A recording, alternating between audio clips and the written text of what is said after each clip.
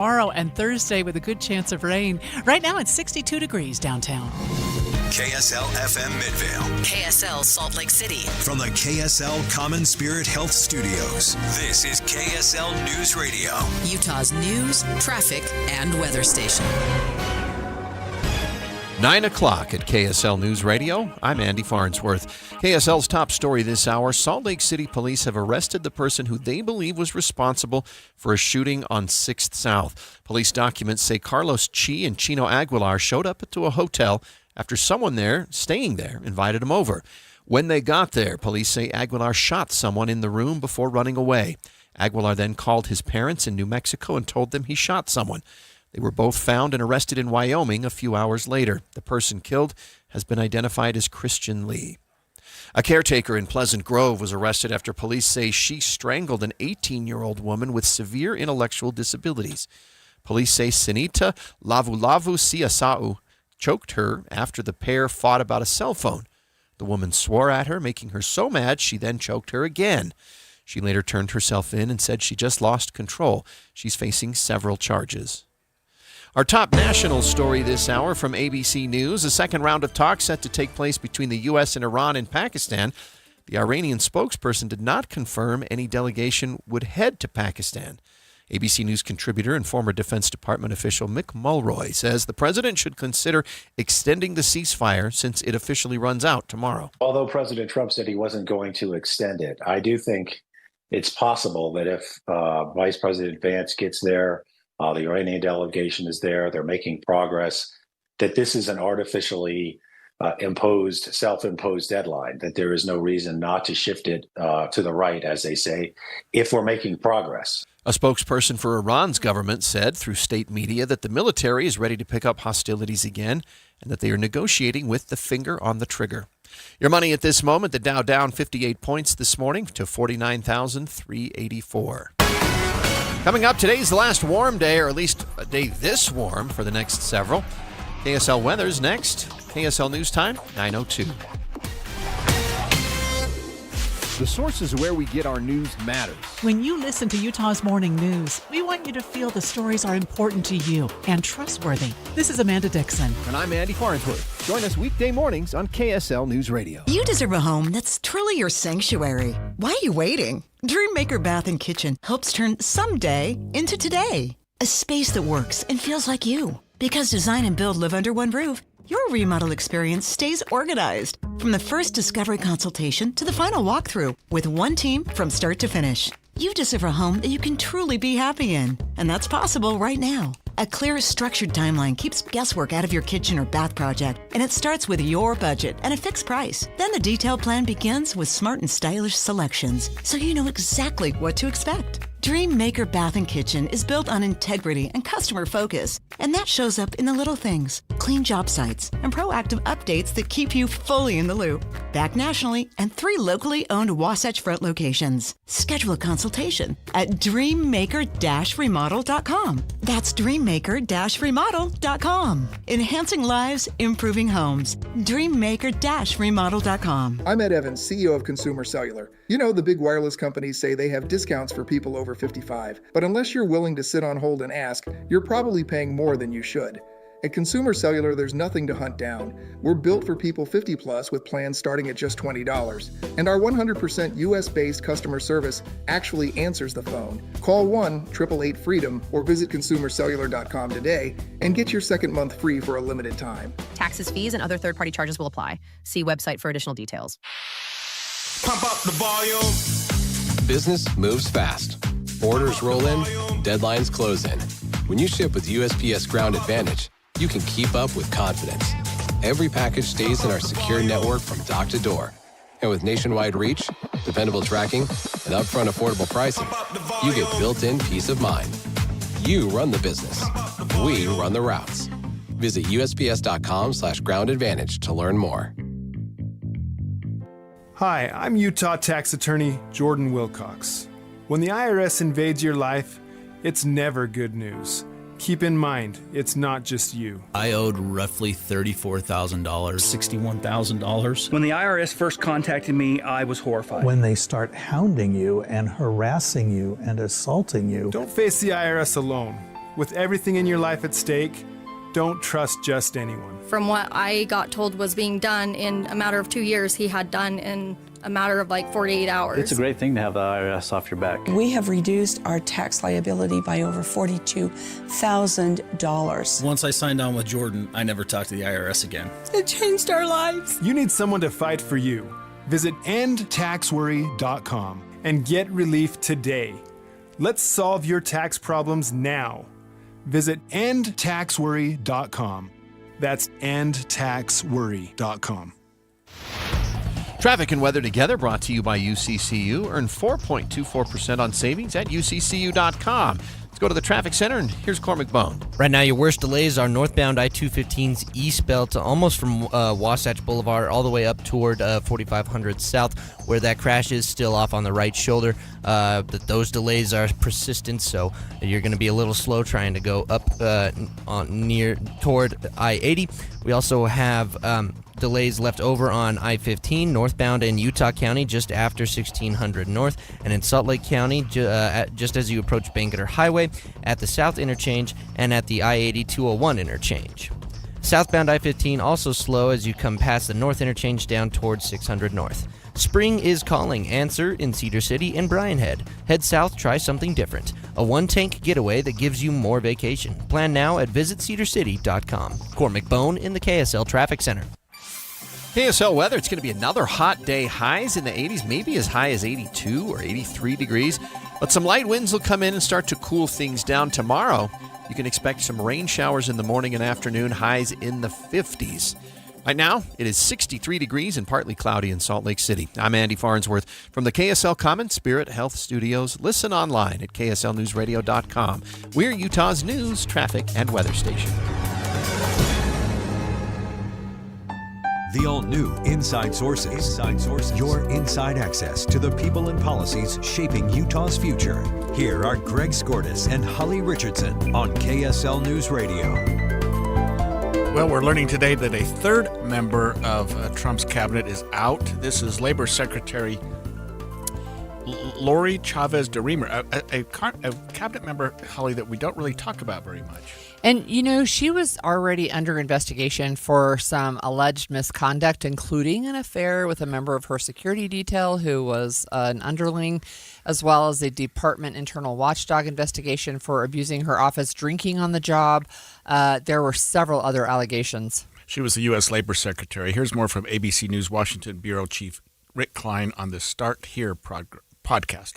Just a series of embarrassing reports that have sparked an Inspector General report, reports that her husband was accused of sexual harassment at her workplace at the Department of Labor, even talk about using official travel to take members of her staff out to strip clubs. Just a lot of things were piling up, and some of them are about to reach a head with the Inspector General's report. It is shocking stuff, and it sort of blurs into the background of the Trump era because so many things happened, but this is one of those things that if it happened under any other time would have been a white-hot Washington story that everyone was talking about for weeks, if not months.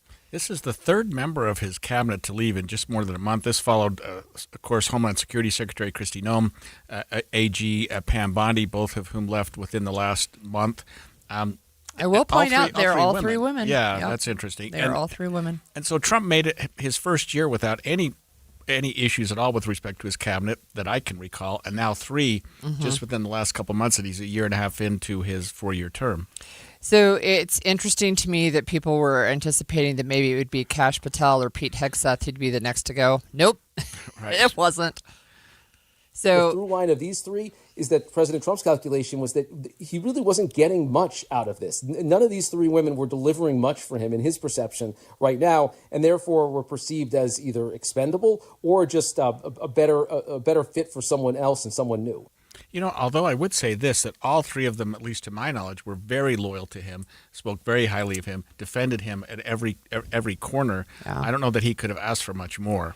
That was ABC News Washington Bureau Chief Rick Klein on the Start Here podcast, that just saying he didn't know if President Trump thought he wasn't getting much out of them. So, look, I'll point this out again. I think we have seen this over and over, that loyalty in the Trump administration only goes one way. And it's not towards the members of the cabinet. Yeah, it's also interesting that the third member of his cabinet to leave, they're all three women. Two of them left with the specter of affairs. And you don't hear that as much with women in position of power. I think it's pretty rare, actually, but it's an interesting conversation. In fact, when I was on the morning news earlier with Amanda, she said, "Don't they know better?" And I'm like, yeah, they do, I think, but power does something to your brain. It's really interesting research. I've talked about it before, but it literally changes your brain and the way you perceive things, and you think the rules don't apply to you, and you think you're not going to get caught because you think you're smarter than everybody else. Yeah, I mean, Kristi Noem was a perfect example of that. The things that she was doing or alleged to have been doing on the aircraft she had this boyfriend. He was actually one of her Corey Landowski. Yeah, one of her underlings, and just, I mean, and she left, and I think Pam Bondi did too, in some level of, I don't know, disrespect. It'd be hard for them to pick up the pieces, although maybe they don't need to. And this latest one, same thing, sexual misconduct, drinking on the job, all kinds of allegations that no matter how powerful you think you are, there's somebody in your office who's keeping an eye on you. I sometimes that's true, and and I don't know if it's because President Trump thought he wasn't, quote, getting much out of this, or if it just the level of scandal just reached enough that he's like, it's distracting, and so they're gone.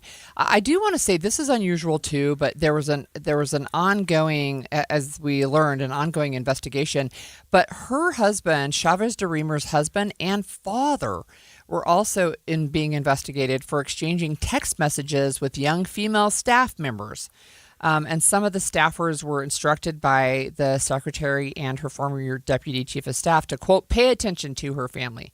So that's unusual, right? I don't usually see family members of cabinet members jumping in, texting these young staffers. But it's exactly what you just said. This whole idea of power and the idea that you get power, you have money, you have power, you have privilege, and you think you're bulletproof. You think that whatever you do is you're going to get away with. And so that extended not only to her husband, to her father. I mean, isn't that so? It's so unusual, right? And I'll say this. So at least 4 Labor Department officials are now out. So as the investigation progressed, her former chief of staff left, her deputy chief of staff, the member of her security detail, the person she was accused of having an affair with, and now the Secretary of Labor herself is out. So. Yeah. And so those are positions that are being filled or in the process of being filled. And just as a side note, the Fed chair is being replaced also. We're having some confirmation hearings right now in Congress. And it's slightly dicey there, too. So we'll see how that goes. Getting problematic there. And, of course, I think that Jerome Powell had done an excellent job. I know I'm digressing a little bit, but he had done an excellent job. He just didn't do the job that Trump wanted him to do. And that's enough to get you out of there, because Trump has an agenda and he wants to fulfill that agenda, and people that are in the way usually get out of the way. Well, and remember, Jerome Powell was appointed by President Trump, and then so Powell has kind of dug in his heels, and he's like, you can't fire me. And the president has tried; he hasn't been able to. But his term as the chair is expiring, so now they're trying to get this other person in.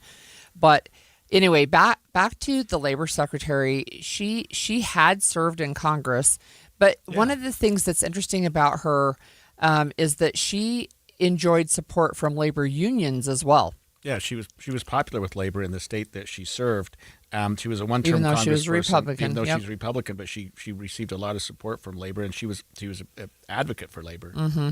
And she was a key figure in the president's deregulatory push. So trying to rewrite or repeal more than 60 workplace regulations that they saw as obsolete, including, which I don't think this is obsolete, the rolling back minimum wage requirements for home health workers and people with disabilities. I mean, why would you do that? That doesn't seem obsolete at all to me. Yeah. Well, interesting. I mean, Trump's second year is starting out with a lot of, well, at least to turmoil. Me, it seems like a little bit of turmoil and some terminations. I don't know that this is the end of it. We hear others' names that are being tossed around as potential people that will be jettisoned. I hope it's just a coincidence that the first 3 are female. Well, and you know what stands out to me, again, we've mentioned it already, but the sexual misconduct in office. So it's not unsurprising to me to learn about sexual misconduct in Washington, D.C. In fact, it almost seems to be the norm. What is, though, at least a little bit surprising is that the House Ethics Committee has now made a rare public plea for victims of sexual harassment or misconduct or people who know of it from sitting Congress members to come forward and report it. We're going to talk about that when we come back. A mother's love doesn't always look the same. It's in the woman who raised you, the one who chose you, the one who stepped in when you needed it most. It's in grandmothers, sisters, mentors, and the women who show up again and again with love, strength, and grace. This Mother's Day, Duke's Jewelers celebrates all of them. At Duke's Jewelers, they believe women who shape our lives deserve something just as meaningful as the love they give. Something timeless, personal, and filled with heart. From classic diamonds to one-of-a-kind designs, every piece is chosen to honor her story and yours. A piece she'll wear every day and think of you. Join Duke's Jewelers this Mother's Day and enjoy a complimentary rose with any jewelry purchase while supplies last. Because every kind of mom deserves to feel seen, celebrated, and loved.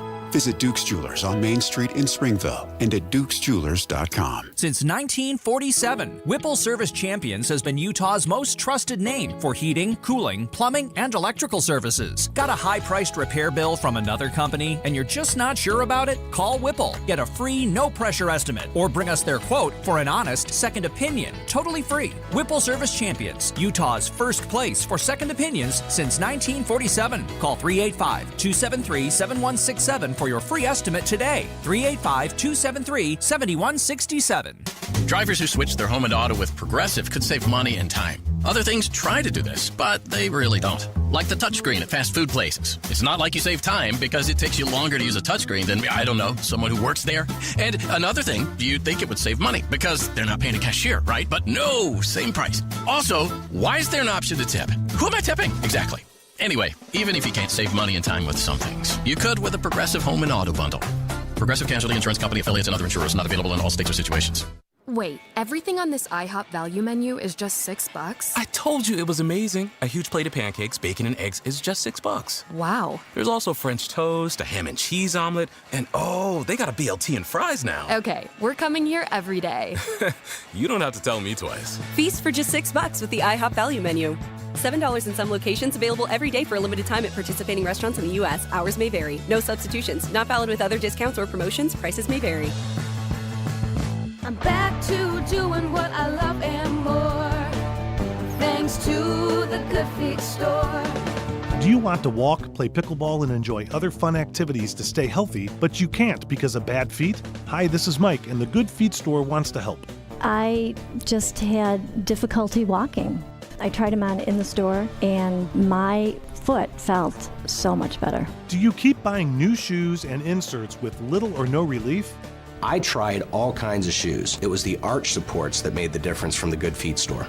Don't let bad feet, knees, or back problems get in the way of staying healthy and having fun. Thanks to the Good Feet store, I'm bowling 3 nights a week. Get back to doing what you love.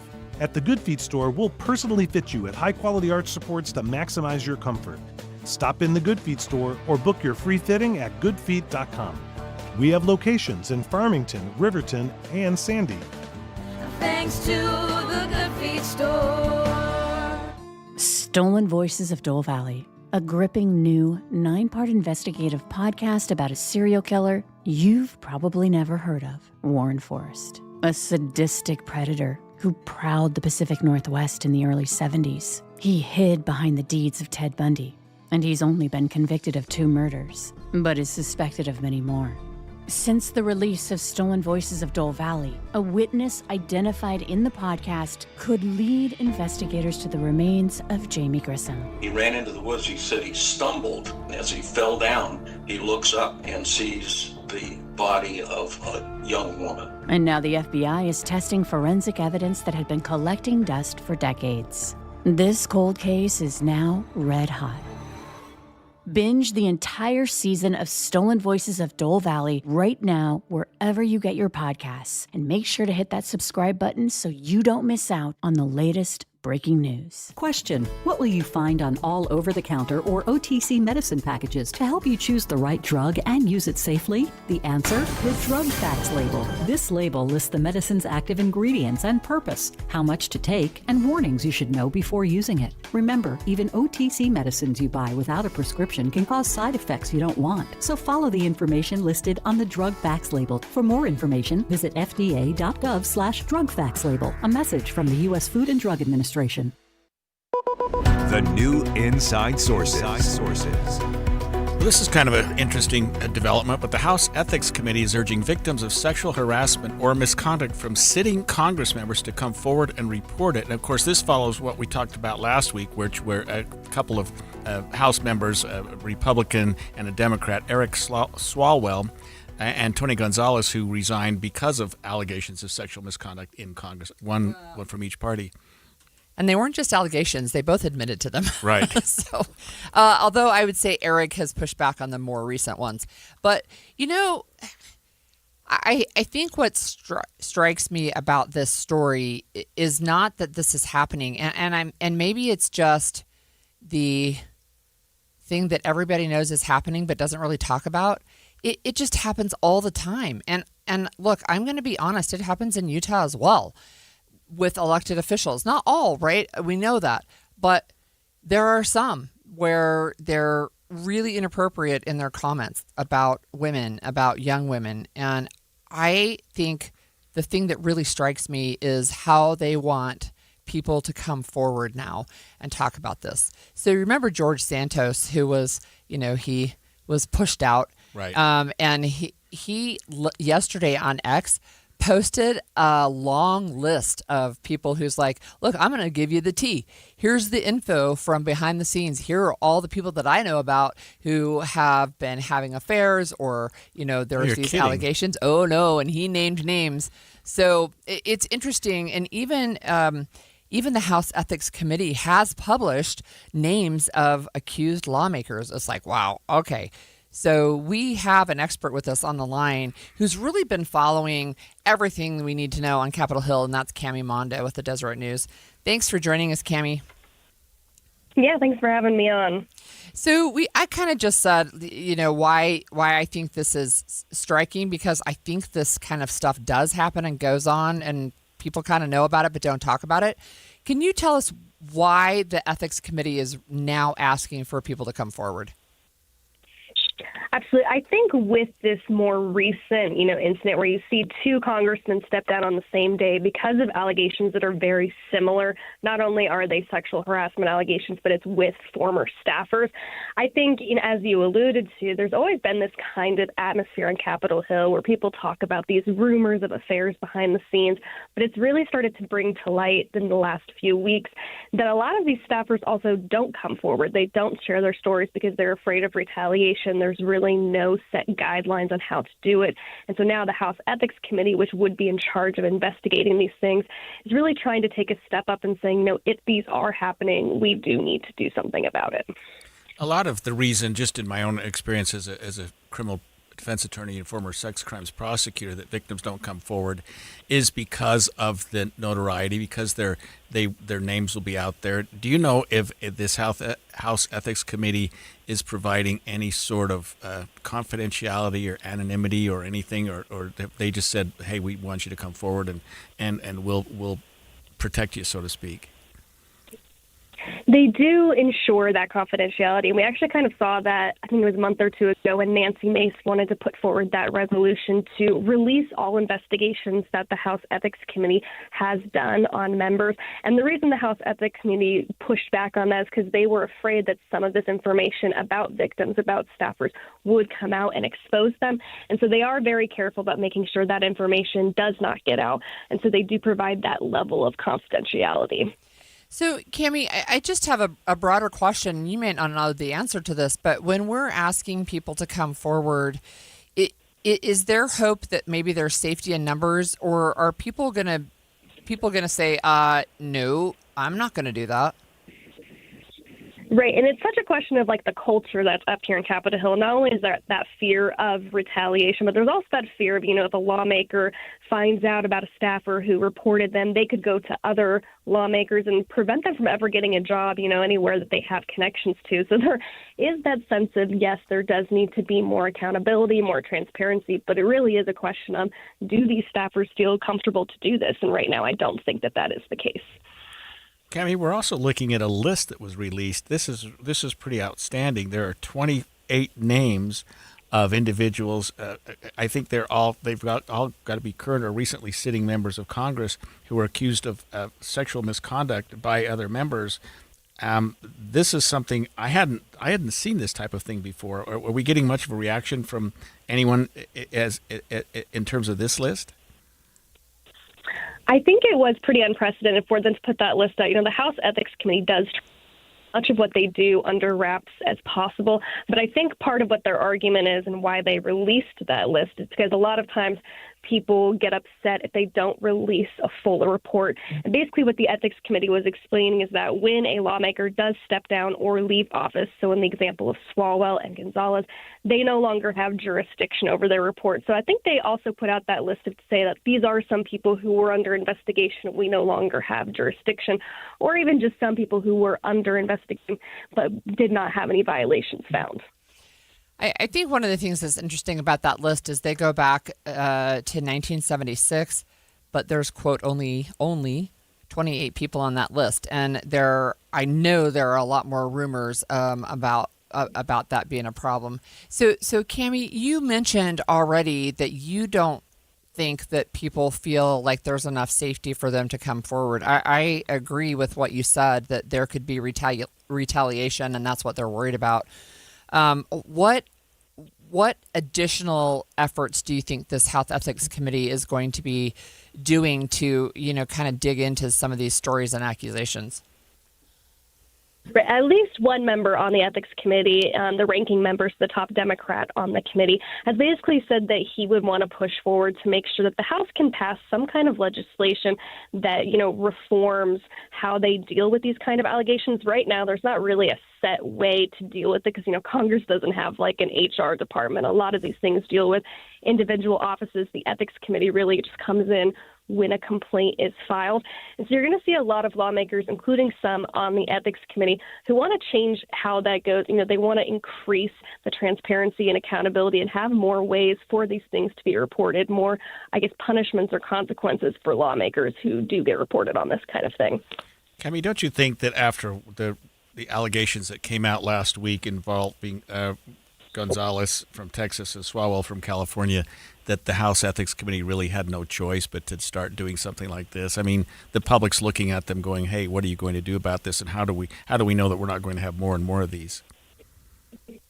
I really do think that, increase the momentum for sure. I think because, in the last few years, we've seen a few. I think former Representative Matt Gaetz was one of those as well that kind of stirred up the conversation that quickly fizzled out. But now that you have two at the same time, and now that it's no longer a partisan thing, we had one in each party, so there's really no reason why either party would be against it. I think it is increasing that momentum and that motivation for sure. And then I have a question. Again, you may not know the answer, but you have these conversations about sitting members of Congress and misconduct. How are the conversations going with this in relation to the Epstein files? Because that's a big one. Right, and I think that is also something that makes this more motivated to get it over with, or not over with, but to look into, is because of all of that happening. I think it's shine a light and it's really increased the sensitivity around these kinds of conversations. And so I think with both of those working in tandem, that's why you're going to see more lawmakers really want to dig into it. You have some lawmakers saying, let's just clean house. Anybody who has ever had these kinds of complaints against them or have these kinds of violations should be removed. We shouldn't have to deal with it anymore. I have one last little question. I'm going to make an assumption that there's some kind of training for freshman lawmakers of, we don't do these kinds of things. Is that accurate? There is definitely, the guidelines and procedures that they go through when they go through orientation. And Speaker Johnson was, referring to those the other day, saying that there are these guidelines that lawmakers need to follow. They know they need to follow them. And so, obviously in some cases it appears to not have worked, but they definitely have to go through those procedures and, learn those policies. Yeah, I just wondered if somehow this is like it's so obvious we don't have to tell them, but apparently we do. Okay, thanks for joining us, Cammie. That was Cammie Mondo, Deseret News congressional correspondent. Look, when we come back, if you've ever watched a trial, you may wonder how and why the people defending the criminals got into that position. And I think it might be one of the hardest and most maligned jobs in the country, being a criminal defense attorney. Why would you want that job? Well, I'm going to ask the expert when we come back. 9:30 at KSL News Radio. I'm Andy Farnsworth. KSL's top local story this hour. College students are demanding a recount for the Utah State University student president election. KSL News Radio's Britt Johnson explains why. The petition has almost 700 signatures asking for a recount and closer look at the election. USU senior Tarvo Estrada says there are allegations of insider polling information that was leaked and a large number of votes that came from high school students who are doing concurrent enrollment through the university. And Tarvo says it matters that the election is as legitimate as possible because the president is a representative of the students and school, not to mention the full tuition scholarship and thousands in stipend money given. In a statement, USU says it will partner with the Student Elections Committee to review this year's concerns and make needed updates moving forward, but the election results will stand for the upcoming academic year. Hope is on the horizon for students and teachers at the University of Utah, frustrated with parking on campus. KSL News Radio's Reagan Edelman has details on a newly announced parking structure. The University of Utah's Board of Trustees greenlit a project to install 1,500 parking stalls underground west of the John M. Huntsman Center. This is a first step to address concerns from students about a lack of parking at the university, but the university says they hope to complete other projects as well, for a total of more than 2,000 new campus spaces. The next hurdle for the project is a final stamp of approval from the Utah Board of Higher Education. Then the U says they'll start construction this summer and hopefully finish within 2 years. Your money at this moment, that markets are down. Dow down 81 points to 49,361. Coming up, enjoy the 80 degrees today because it's going to be a lot chillier than that. Starting tomorrow. KSL Weather's next. KSL News Time, 9:31. Mornings are for recharging. And they're for starting your day right. We volunteer to join you in the car. Get news and weather at 102.7 FM during the most important part of your day. Andy and Amanda, each morning between 5 and 9 on KSL News Radio. Progressive knows you want to get away, but not like too away. You crave the unknown, but also charcuterie boards with 4 types of cheese. And that's exactly why you bought an RV and bundled it with Progressive, because 24/7 protection is one luxury you'll never have to give up. So go ahead, explore the wilderness, all from the comfort of your zero-gravity camp chair. Switch to Progressive and protect your RV, boat, or motorcycle by bundling with your home or auto insurance. Progressive Casualty Insurance Company, affiliates, and third-party insurers. Not available in all states or situations. Workdays can be unpredictable, but your workwear shouldn't be. With the Cintas Apparel Plus program, you'll have freshly laundered garments for everyone on your team delivered every week. Cintas has workwear for just about any job imaginable, with high-performance fabrics and an uncompromising fit that stretches and moves with you. Don't leave looking and feeling good to chance. Visit Cintas.com. Oh, I'm ready! And get ready for the workday. You know, the 60s hit me pretty hard when I turned 60. I started gaining weight, and it wasn't just like a pound or two. It was more and more and more. And I was hoping people didn't notice, but I noticed myself for a couple reasons. One, I didn't look very good. And two, I couldn't put my suits on. I've been practicing law for 40 years, and I've had suits for that entire time. I couldn't put the pants on anymore. And I was trying to find out ways to move the belt loops and change the buttons. I finally just contacted Sort of Weight Loss, and I said, will you help me? They gave me a program, they gave me a plan, they gave me a nutritionist, they gave me a coach, and I'm following that plan. I do what they say, I do what they tell me to do, and so far it's worked. Tomorrow will be my 2-week checkup. I can't wait to see how much I've lost. I know I've lost a lot because I think I lost 8 pounds the first week. I don't think I lost quite that much the second week, but it's a lot, and I'm happy for it. And I actually put some pants on today that I haven't worn in a little while. Very happy about that. Remember, Soda Diet Nutrition, sodadietnutrition.com. Join us for a short time to have results that last a lifetime. I'm Congressman Mike Kennedy. For years, Utah families have paid too much for health care, groceries, and everyday essentials. I'm fighting for health care reform that puts patients first and lowers costs. I'm also working to cut waste, fraud, and abuse in Washington because your tax dollars should be spent wisely. Fiscal responsibility means lower costs and a government that works for you. I'm Mike Kennedy, and I'll keep fighting for Utah families. Paid for by official funds authorized by the House of Representatives. It's spring. You get outside and it's obvious your house needs painting. Make an appointment with CertaPro Painters. They'll give you a free estimate quickly and at the right price. And they make the entire process easy with reliable updates and communication. They know how important your home is to you. True professionals, they're committed to quality and exceptional service at the right price. Each CertaPro Painters business is independently owned and operated, so schedule your free estimate online at CertaPro.com. That's Certa with the C. Traffic and weather together brought to you by UCCU. Build smart, save big with construction loans at UCCU. Let's go into the KSL Traffic Center and check in with Cormac Bone. Right now, your worst roadways are pretty normal delays due to construction in Lehigh. Eastbound Pioneer Crossing, seeing some scattered delays, really both directions from Redwood Road over to I-15. And 2100 North, seeing some very heavy delays eastbound from Mountain View Corridor over to 3600 West. It clears up a little bit, though, as you try to get onto I-15 from there. Our major freeways, though, no major delays all across the Wasatch Front. I-15 clean and clear between Ogden and Provo. We do still see this crash, though, northbound I-215's east belt at 4500 South, off on the right shoulder. Traffic's rough, but your parking lot doesn't have to be. GoPave Utah keeps things smooth with expert asphalt maintenance at GoPaveUtah.com. That's GoPaveUtah.com. Cormac Bone in the KSL Traffic Center. KSL weather forecast. It's going to be another hot day today, up above 80 degrees for the high, but some light winds will help cool it down a little bit. Tomorrow, you can expect some rain showers in the morning and afternoon, highs only in the upper 50s. Right now, it's 64 degrees and partly cloudy in Salt Lake City. I'm Andy Farnsworth from the KSL Common Spirit Health Studios. Listen online at KSLNewsRadio.com. We're Utah's news, traffic, and weather station. The all-new Inside Sources. Your inside access to the people and policies shaping Utah's future. Here are Greg Skordas and Holly Richardson on KSL News Radio. So I will admit to having a stereotypical image in my head of criminal defense attorneys, and one that is not very flattering until I met you. And so that's good news, right? But I was really intrigued when I saw Emma Pitts write an article about criminal defense attorneys. I'm like, oh, I know one. Oh, and there you were, right in the article. So Emma is a reporter for the Deseret News. She is covering the trial of the accused Charlie Kirk killer, Tyler Robinson.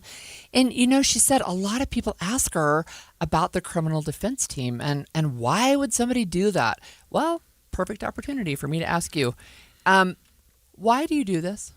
I think about that myself, and I come from a different background than, like, my wife. She's been a defense attorney her whole life. That's what she wanted to do. She's we call it a true believer. You know what I mean? I worked on the other side, but I've also noticed that you can do a lot from the defense side. You can help people. I know that sounds kind of schmaltzy, but I love to take a case on of a person who wants to get out of a situation. They want to get out of a problem they have, rather. Let's say they're a drug addict, and they're selling drugs, they're dealing drugs, they're doing whatever, but part of the reason, or maybe the overwhelming reason, is because they have a drug addiction. So solving their criminal problem is one thing, but solving their behavioral problem is another, and that's where you can make a difference. It really does make a difference, and I don't know. I love doing criminal defense work. I can't think of doing anything else except hosting a show with you, which is a good diversion for me. But I do run in, Holly, to people, I'd say once a week now, because I practiced for 44 years, who will say, hey, you changed my life. Or even an attorney who will say, hey, there was somebody in my ward, one of my daughter's friends that had a problem. I referred him to you a couple of years ago, and now he's going to medical school. Or now he's got a family, he's got kids. He's really doing well. And then you feel like, okay, I've done something. I made a difference. I helped somebody out of a situation. So Emma, in her article, interviewed you, and she also interviewed Ed Brass, and he's been practicing for 50 years. And she said, the two of you combined have almost a century of experience. One of the things I think that she started right off with was acknowledging that people have kind of a negative view. And in fact, she quotes somebody who is a criminal defense attorney who gave a TED Talk in 2018. And she said, this person is Kathleen Heath, that she came to criminal defense for what you're saying. I'm fighting a good fight. I'm standing up for the poor and the downtrodden and the oppressed. But what she quickly learned is that there's another view. That's the smarmy kind of, how can I trick the jury into letting this guy get off without consequences? And maybe that there's a lot of anger directed towards criminal defense attorneys. Can you talk about that a little bit? Yeah, I mean, you look at the Better Call Saul, the example. What a terrible example. Yeah. But that's a criminal defense attorney and I'll admit there are people like that. There are people in the practice who are like that. And we're not looked at favorably. When we do jury questionnaires, we'll ask prospective jurors, what do you think of prosecutors? Oh, they're trying to do their job. They're trying to protect the public. What do you think of defense attorneys? They'll do whatever they can to get somebody off. That's rare, by the way, when people say that. But, of course, you don't want them on your jury necessarily either. But I look at you and I talk about it on this show, the Constitution. You talk about what rights people have. The Bill of Rights is all about that. And when can you balance a person's rights to be treated fairly against the public's right to be safe? And public safety is certainly a big deal. One thing I deal with a lot, and this will maybe set my whole conversation back a little bit, is my practice at the end there was largely sex offenders, and that's a whole different animal. That's a whole different kind of person to represent because. That's a problem and addiction that's a little harder to get around, I think. But I do feel like even in those situations, and I'll just say this, get me in trouble with my future clients, but some people need to go to prison. And I think defense attorneys who recognize that do a good job. Some people recognize. Some people are there are some bad people there. Some people who are better off incarcerated for all of us. But it's not as many as you think. I mean, our prisons are full of people that I think would be far better served by getting some therapy or treatment for either mental health or addiction instead of just housing them in prisons. Well, that reminds me of the conversation we've had this week about second chances, right? And being able to say, okay, when you do need to serve your obligation to society, right? You're doing your time, but you're going to improve yourself. And how many people do want to do that? I wonder, you've been practicing a long time, you've mentioned, are there some cases that stand out to you in particular? Yeah, I mean, I see cases that where there have been abuse by the prosecutor. I've done a political case that I'll just admit a woman who was sitting elected person in Salt Lake County was indicted by a DA of an opposite party. And I thought, this just isn't right. I see things like that really bother me a lot. And I see situations of people who are good, but they act out. They do something that is completely out of character for them. And you think, oh man, you've lived such an exemplary life and then you made this terrible mistake. How can we fix it? And what good does your exemplary life mean? So I know I haven't answered the question. I kind of dance around a little bit because I don't like to talk about individual cases too much.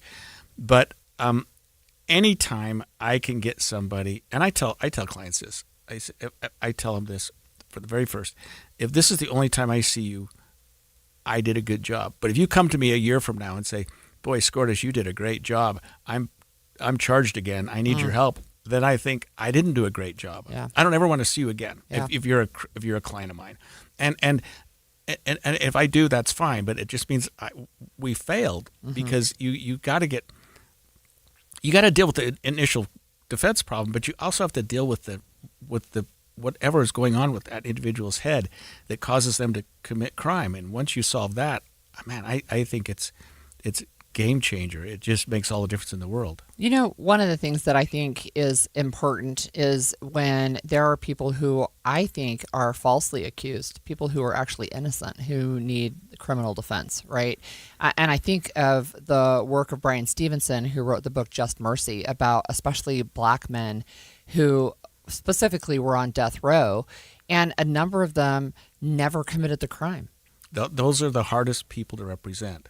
When people say, how can you represent somebody you know is guilty? That's easy. How do I represent somebody who I'm pretty sure is not guilty? That's the one that keeps you up at night. That's the one you think, if I'm a good lawyer, I should win this case because this person's not guilty. And how am I going to convince a jury of that? Or how am I convince a judge of that? Or a prosecutor or whoever? Like, those are the cases that make you crazy. I mean, you know what I mean?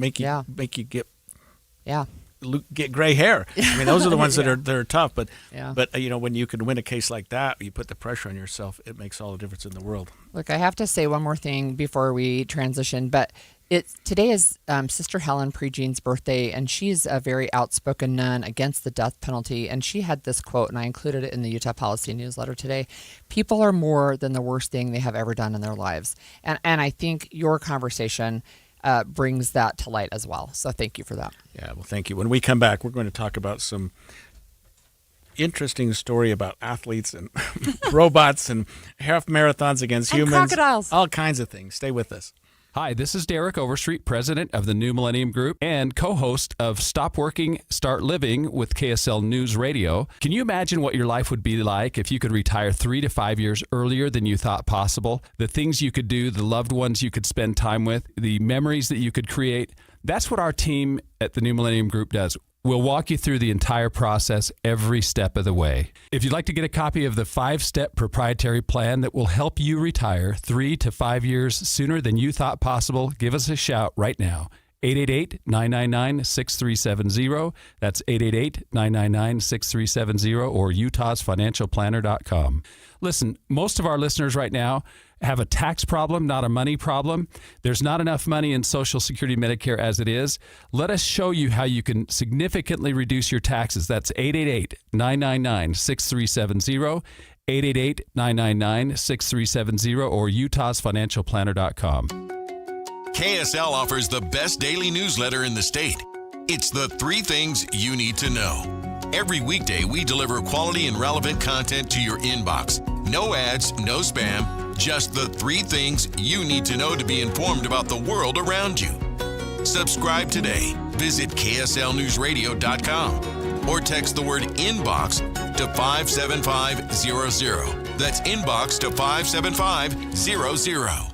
What's up, everybody? I'm Mike Wilson with Any Hour Services, and there's a good chance you've heard me talking about our free furnace sale. The one where you buy a new air conditioner and we give you a new furnace for just the cost to install it, about $400. Well, we still have a few more spots on our schedule we need to fill, so I'm extending the sale, but I'm not quite sure for how much longer. Definitely no later than April 30th, and once I think our schedule's full enough, I gotta pull these ads, so don't wait too long to call and schedule your free estimate. The main reason we do this sale is to give you an incentive to help us keep our guys busy when the weather's mild. And thanks to your help, we're able to keep our guys and keep growing. So if your furnace and air conditioner are ready to be replaced, you owe it to yourself to at least schedule a free estimate and get all the details about our free furnace sale. Just to recap, when you have Any Hour Services install a new air conditioner, we'll give you a new furnace for just the cost to install it. About $400. The furnace is free, you just pay the labor. If you think you might be interested, call Any Hour Services at 801-443-7400. You can Google Any Hour Services. You can even schedule online at anyhourservices.com. No one helps more homeowners than Any Hour Services. I have to admit, when I go to MPS to shop, I tend to go into the area where the more unique and even eclectic things are. You never know what you're going to find. Real treasures await you at NPS. And of course, at 20 to 70% off. And then in each of the 4 stores, you'll find savings often even above and beyond that. But I want to talk about the groceries right now that are available for you at the 3 stores, the main store in Salt Lake, and then, of course, Layton and in Orem. Then, of course, there's the industrial store that is right across the street on Empire. But at groceries, you're really going to save. And with what is going on in the world today, you need to be saving money on everything, and especially when you're taking care of and feeding your family. You're going to find the name brand. You're going to find great meat products and, of course, the produce as well. It all awaits you at great savings. It's a nice place to save. NPS. At Fisher Investments, we may seem like other money managers, but we're different. What makes you so different than the rest of us? We ensure clients receive unparalleled service at every step of the relationship. Tell me more. Our investment counselors focus on service over sales, prioritizing clients' needs. How do you make money? We don't sell any commission-based products. We have a simple management fee based on the value of our client's portfolio. So we do better when our clients do better. What about client portfolios? We get to know each client, their finances, family, health, lifestyle, and more, and then we tailor a portfolio based on their specific goals and needs. Your clients really come first then, huh? Yes, we make them a top priority. Our goal is helping them achieve a comfortable retirement. Wow, maybe we are different. At Fisher Investments, we're clearly different. Learn more at FisherInvestments.com. Investing in securities involves the risk of loss. My name is Tom. My name is Cindy. We give to and volunteer with United Way at our community free health clinic. We know our time and money are going to the right places. We don't just wear the shirt. We live it. Give, advocate, volunteer, Live United. Go to liveunited.org. Brought to you by United Way and the Ad Council. Inside Sources. Apparently, in Australia, the 2032 Olympic organizers want to put rowers in a crocodile-infested river. Why? Yes. I don't know, but because they said it's a good one. Because it's the best river in the country happens to be crocodile infested. You know, it's super interesting. So this is a story by Lisa Riley Roche, who has been an Olympics reporter and for multiple Olympics, and what's interesting to me is they're not backing down. They've had like 500 rowers say, "Please reconsider that decision," and even let me see, it's the premier in Queensland says, look, if the river's good enough for local kids, it's good enough for Pierre from Paris, right? However, they have drone footage of a crocodile attack earlier this year where it took a puppy out of somebody's yard, a 16-month-old Rottweiler, actually, and I think it's a level of concern. I mean, one of the things that Lisa included in her article is a public safety announcement, be croc wise, telling you to be really careful around the rivers, showing just because you can't see the crocs doesn't mean they're not there. You know what's ironic about it is that this will almost certainly bring more viewership to that event. People will watch it. You know what I mean? Just because of the crocodiles. It'll make it more interesting. I can't imagine for a minute the crocodile would go anywhere near a group of kayaks flying down the river. Those little, they're going to get out of the way. That would be unfortunate if somebody hit one and they were a block, or you know what I mean? They were. Look, I don't know. Like, I don't know if they would put up some kind of barrier or something that the crocs couldn't get through. So just the water. Like, I actually don't know, but. There was another quip by the country's prime minister who told a radio station that the Fitzroy was a great river for a walk, but I'm not sure that having rowing there. And then he says, although I've got to say, people might want to break world records because they'd want to go pretty quickly. Yeah, you go fast. Yeah, good idea. Yeah, you're going to go fast. I mean, that story is just like an eyebrow-raising story where you just go, wait, what? You're going to put them in a river that you know has crocodiles. They haven't attacked humans yet, but they have eaten a puppy. Yeah, that's sad. Jeez.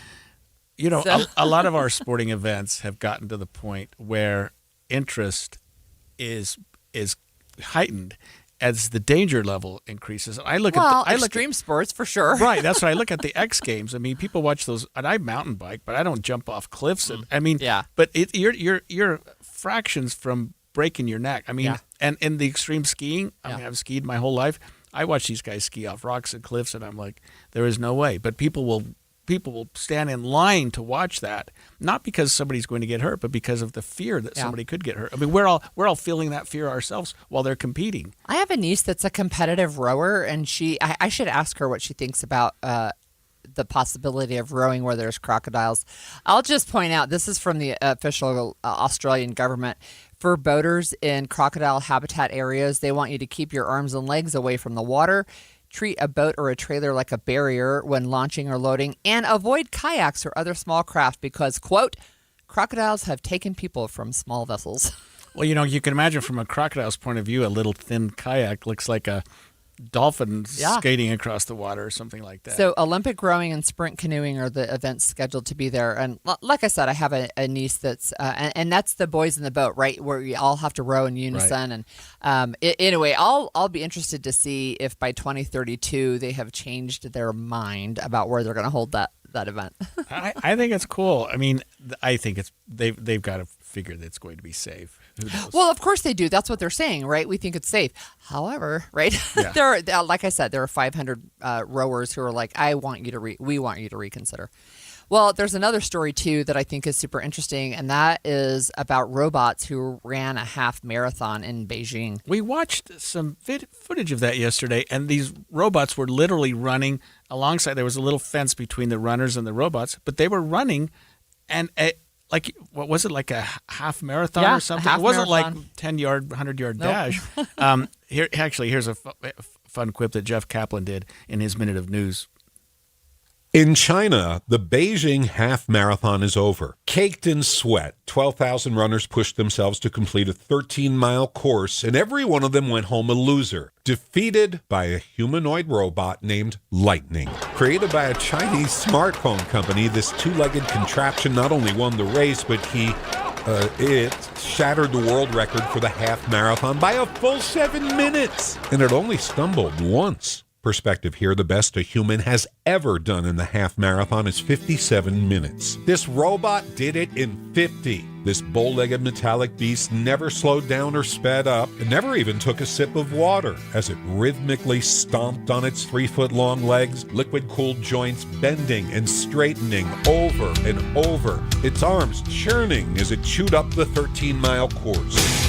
And I cannot figure out why. Can you think of a single task for which a humanoid would need to run 13 miles? No, robots lift things. They do factory work. Maybe someday you'll have a butler, but run? All I could think is, hey, Wally, the dog ran off. Go get him. Other than that, I conclude the Chinese let these automatons race against sweat-soaked humans, robbing them of their accomplishment just to show off that they're light years ahead of us in robotics. Or at least 7 minutes ahead. So in China today, there's a pile of pistons and rods named Lightning, wearing a blue ribbon, celebrating his victory, plugged into a charger.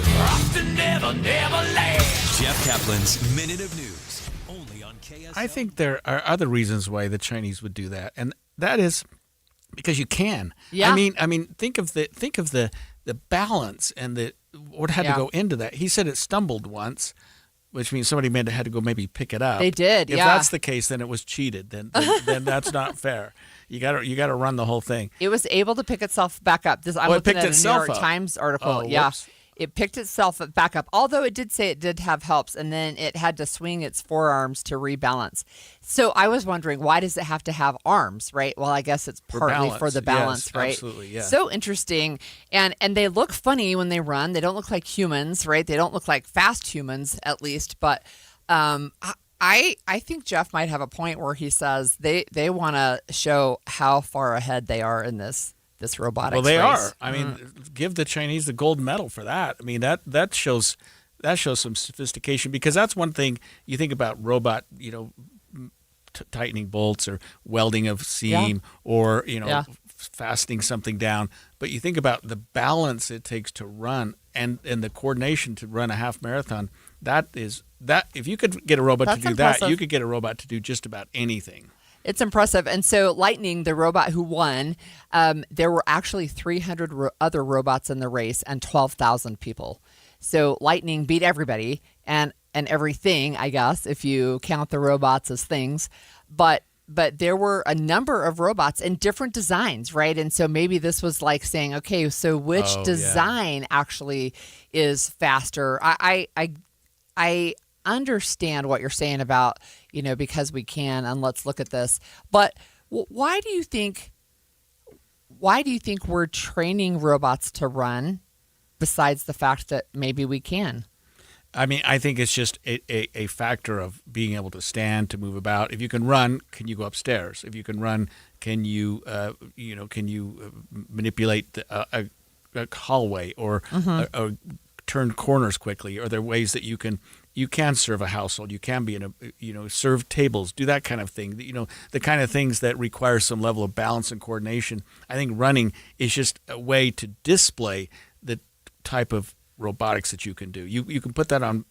You know what I mean? You could have thousands of people watching this going, "Hey, this is something pretty spectacular." I think it's a huge accomplishment by the Chinese, and I think it's something that we should try to do ourselves. Keep an eye on. Right. Yeah, because they're outpacing us. Ha ha. Right. Do you see what I did there? Do you see what I did there? Okay. So also, last year, Beijing hosted the world's first humanoid robot games where they had running, kickboxing, and soccer. And there was a lot of falling down, I understand. But again, it's a learning opportunity, right? Can your robot kickbox? Can it recover if it gets hit, right? Those are things they're learning from these things. Those are real world opportunities for them to learn more and improve their robotics. I wouldn't want to kickbox a robot. I mean, they're made out of metal. That would hurt. It wasn't. But I think you could stick it was behind robot to robot, not robot to human. Okay, there you go. You're so funny. Well, hey, a new study is finding that a growing number of Americans who are working from home are doing so because of rising gas prices. Are you one of them? Is gas affecting you and your ability to go to work and what you do at home? Call us at 801-575-TALK or text us at 57500 and let us know. We'll take your calls and texts after this. KSL FM Midvale. KSL Salt Lake City. From the KSL Common Spirit Health Studios, this is KSL News Radio. Utah's news, traffic, and weather station. 10 o'clock at KSL News Radio. I'm Andy Farnsworth. KSL's top story this hour.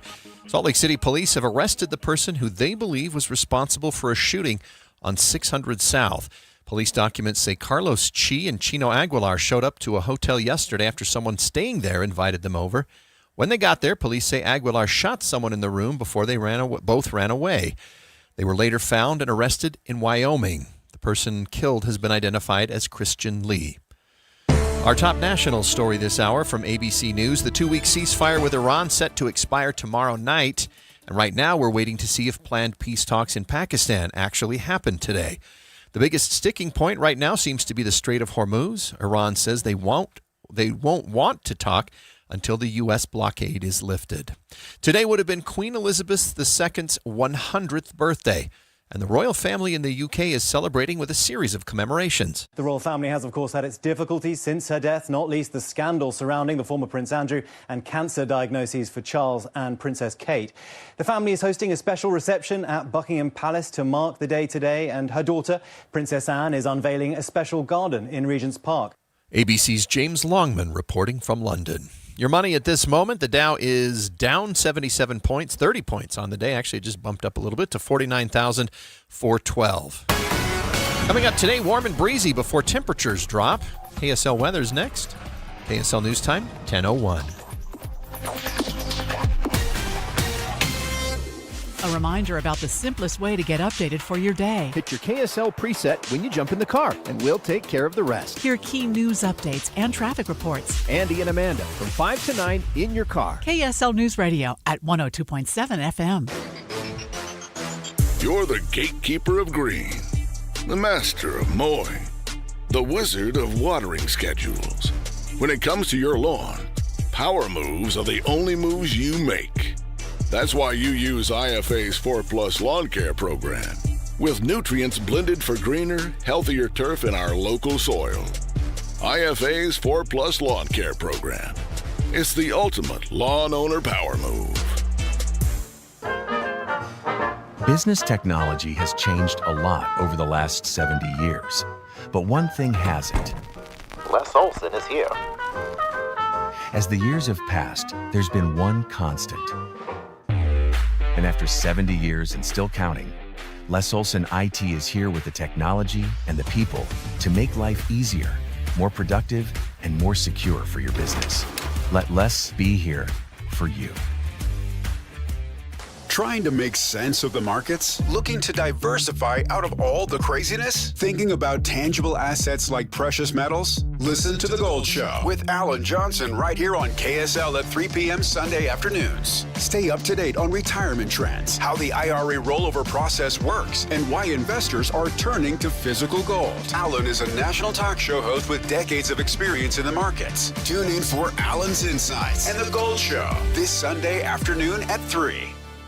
Transform your old, outdated kitchen with Half Price Granite. For limited time, Half Price Granite is offering special pricing starting at $25 per square foot installed. That's lower than most big box stores. These prices are some of the lowest around. Granite, quartz, marble, and quartzite, all starting at $25 per square foot installed. Call 801-486-1700 or visit halfpricegranite.com. Half Price Granite, affordable luxury. I remember brushing my hair and looking down and thinking, oh my gosh, do I have any hair left? I used to look at women with thick, beautiful hair and think, why doesn't my hair look like that? My thinning hair is making me feel so old. If you want thick, healthy, gorgeous hair, then you need Hair Volume from New Nordic. With clinically proven ingredients like apple extract, biotin, and millet, Hair Volume nourishes your hair follicles to promote thicker, healthier-looking hair. Say goodbye to shedding, thin, and dull hair, and hello to thick, healthy hair with Hair Volume. Since taking Hair Volume,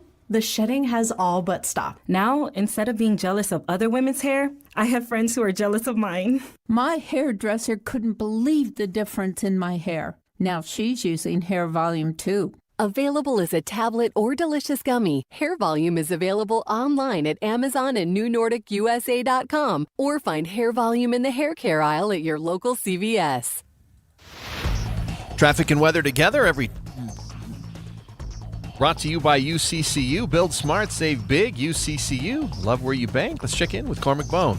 Well, right now, our worst delays are still in Lehigh due to those construction zones. Eastbound 2100 north from Mountain View Corridor over to 3600 west. We also have some delays eastbound on Pioneer Crossing trying to get onto I-15. Those slowdowns start near 7800 west. No major delays on our freeways, though. I-15 still a problem-free drive speed-wise between Ogden and Provo. We do have a crash, though, on southbound I-15 at the end of the on-ramp from the West Davis Highway.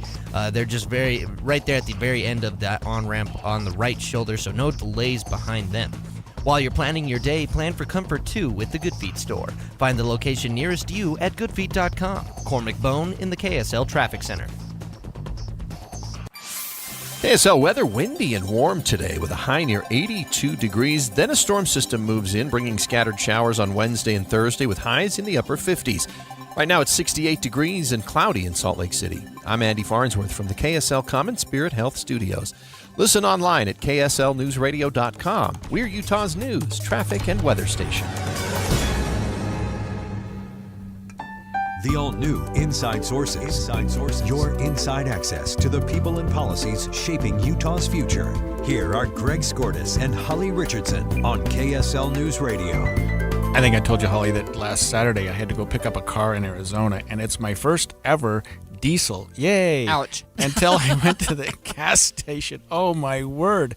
$5.50 a gallon? Yeah. $5 for a gallon of diesel. I mean, it gets good mileage, but my word, I couldn't fill it up for $100. Every time it'd get low, the gas tank would stop at 100. I thought, that's crazy. Wow. Yeah. So I was really intrigued to see this story. It's a new poll by AmericanMuscle.com. And they found that 12% of Americans are staying home during the work week to avoid high prices of gas. So 12% is not a huge number, but they are people, right? And what's interesting, I think, is there's this interplay between gas prices and other parts of inflation, right, where people want to save money, so can I stay home? But we also, since the pandemic, have had this huge push to go back to work in the office. And so now I think that's even less of a possibility than it used to be. Well, especially if you're commuting at all. If you're doing anything, like you and I both take a pretty good drive. Yeah. You're in Utah and I'm in Weber County. We both work in Salt Lake. I mean, it's a little bit of a schlep. And it's not just like 2 or 3 gallons of gas to get to work. It's a little bit more than that. Oh, yeah. And so you figure at $4 a gallon. Yeah. you're spending money every day Yeah. to get to work. Yeah. And, there And are back. definitely some professions where it's just not possible to work from home. But remember 2020, suddenly a whole lot of people found that they could work from home. But then business owners have started to say, look, we want people back in the office. But we have these rising prices, and we want to hear from you. Have high gas prices pushed you to work more from home? If it's a possibility for you, you can text us at 57500 or call us at 801-575-TALK. And I am telling you, there are a lot of comments on the Facebook post that we put up asking that same question. Yeah, before we get to those, just in my own practice in the court system during the pandemic, we had court virtually everywhere. And we still have that technology, but judges want you back in court because we're more productive when we're there meeting with the prosecutor face to face and resolving cases. So yeah, we don't do as much virtual court as before, even though there's really no reason not to, except just the productivity of it. Yeah. So this study by American Muscle also found that 6% of workers have looked for a new job closer to home. And then 15% have looked at new cars. And we've had that conversation as well. Well, Okay. we did ask our listeners to text us at 57500 or call us at 801-575-TALK, and you've got a few comments, I think. This is from our Facebook post, KSL News Radio's post asking that question. And one of the very first responders says, well, this hasn't changed a thing. Everything in this life is temporary. Enjoy it while you can. And I will say that is great if you have the financial wherewithal that you don't have to worry about filling your car. For some people, though, it really is a stressor, and that really can be something where they have to think about things. So we have another texter who says it's saving me money because I don't take frivolous trips anymore. The higher gas prices have cut down on the number of trips that this person is taking. And then we have another commenter who says what I just mentioned, work from home, haha. I think KSL thinks everybody has jobs that can work from home. We don't think that, right? But we certainly don't ourselves. Right. And we're finding that 12%, 1 in 10 say that they're staying home more because of the gas prices. So yeah, I mean, you have to weigh the cost benefit analysis, and I think some employers are pretty good about saying, okay, well, I want you in the office, but maybe you don't have to come in 5 days a week, maybe 3 days, something like that. I mean, I see that in periodically, and maybe not necessarily because of gas prices, but just because of other things going on with your life and children and that kind of a thing. But gas prices do make a difference. Mm-hmm. You and I have no choice. And I think most people here at KSL have to come in. But you know what? I remember this because I was a guest on probably this show during the pandemic, and I think there was one host in studio and the other one was at home, right? Because of the social distancing. So, but it wasn't the same. It was hard hosting the shows. I'm not saying it's not hard. I'm saying it's possible. Right. It definitely was possible. It just wasn't the same. Okay, so we do have a texter that say they ride a motorcycle, and we've had several Facebook commenters the same thing. Several people have said that it hasn't changed a thing because they don't have the option to work from home. But this person on Facebook says their lease is up in July, and they're looking to move closer to work, which sadly takes them further from family, but it will, kind of change the calculation. So I think it'll be interesting to see how the automotive community responds at the end of the year when we see whether or not people are buying smaller, better fuel efficient cars. Because we know sometimes when gas prices go down, people go back to their more gas guzzling cars. They're bigger, more comfortable cars. But when it's expensive, people are purchasing cars that are getting better gas mileage, 35, 40 miles a gallon. And look, here, this is a Facebook commenter, Sydney, who says this, and I think this is an important discussion as well. They say that they have been doing Uber driving for months due to rising cost in general. So the rising gas prices have made it so even getting food or drink while working a 12-hour shift isn't reasonable. That money needs to go to gas. People are not tipping more either. If anything, it's worse. For a 12-hour shift working Uber is about $80 a day in gas now, and people are only tipping $3 to $7 every 30 minutes. It's just not working. And then they say at times they make less than minimum wage. So that's another consideration, right? It's not just gas prices, it's overall inflation. And when there's financial strain, people tip less. They do. I don't know that gas prices are going to change anytime soon. I mean, we talk about the Strait of Hormuz and other things going on. That's a mess that doesn't seem to be getting fixed at all. And so looking at gas prices, at least for the near future, maybe continuing to rise. Who knows? The Energy Secretary said they expect that gas will stay above $3 a gallon through the rest of 2026. Now, the president says he doesn't believe that, but you've got his own Secretary of Energy saying anticipate those prices are going to stay high. So let's see. $4 or $5 a gallon, which is what I saw this weekend driving around. $4 for regular and $5 for your higher end and diesel. That's a lot of money to spend for a gallon of gas. You know, when you're spending $100 to fill up your car, that changes your life. That changes what you're going to do. We do have another commenter who said we should have asked the question in a different way, and we should have asked, now that gasoline prices have doubled, what are you cutting back on to pay for it? Right. So we do, right? I mean, we live in a state where there is some public transportation available, but it is not widely available for everyone, at least not conveniently, right? So public transportation is one, and we have another texter that says you've got concerns about ever-increasing property taxes, increasing insurance costs. Gas has fluctuated for years, which is true, but it's part of this overall picture, I think. Yeah, and maybe they will come down. I just don't see that happening anytime soon. And it is, things fluctuate. But right now, gas, food, a lot of things are more expensive than people anticipated right now. And I think people are looking at their budgets more closely, and whether it's gas prices or grocery prices or, we've talked about even the increase in candy prices. Well, first of all, I have to say, looking at our budgets is a good thing because a lot of adults say they've never learned how to manage money, and I'm one of them. I never learned growing up how to manage money. Well, a free event at Weber State is trying to change that. So we're going to talk about financial literacy, or the lack thereof, when we come back. Stay with us over this break.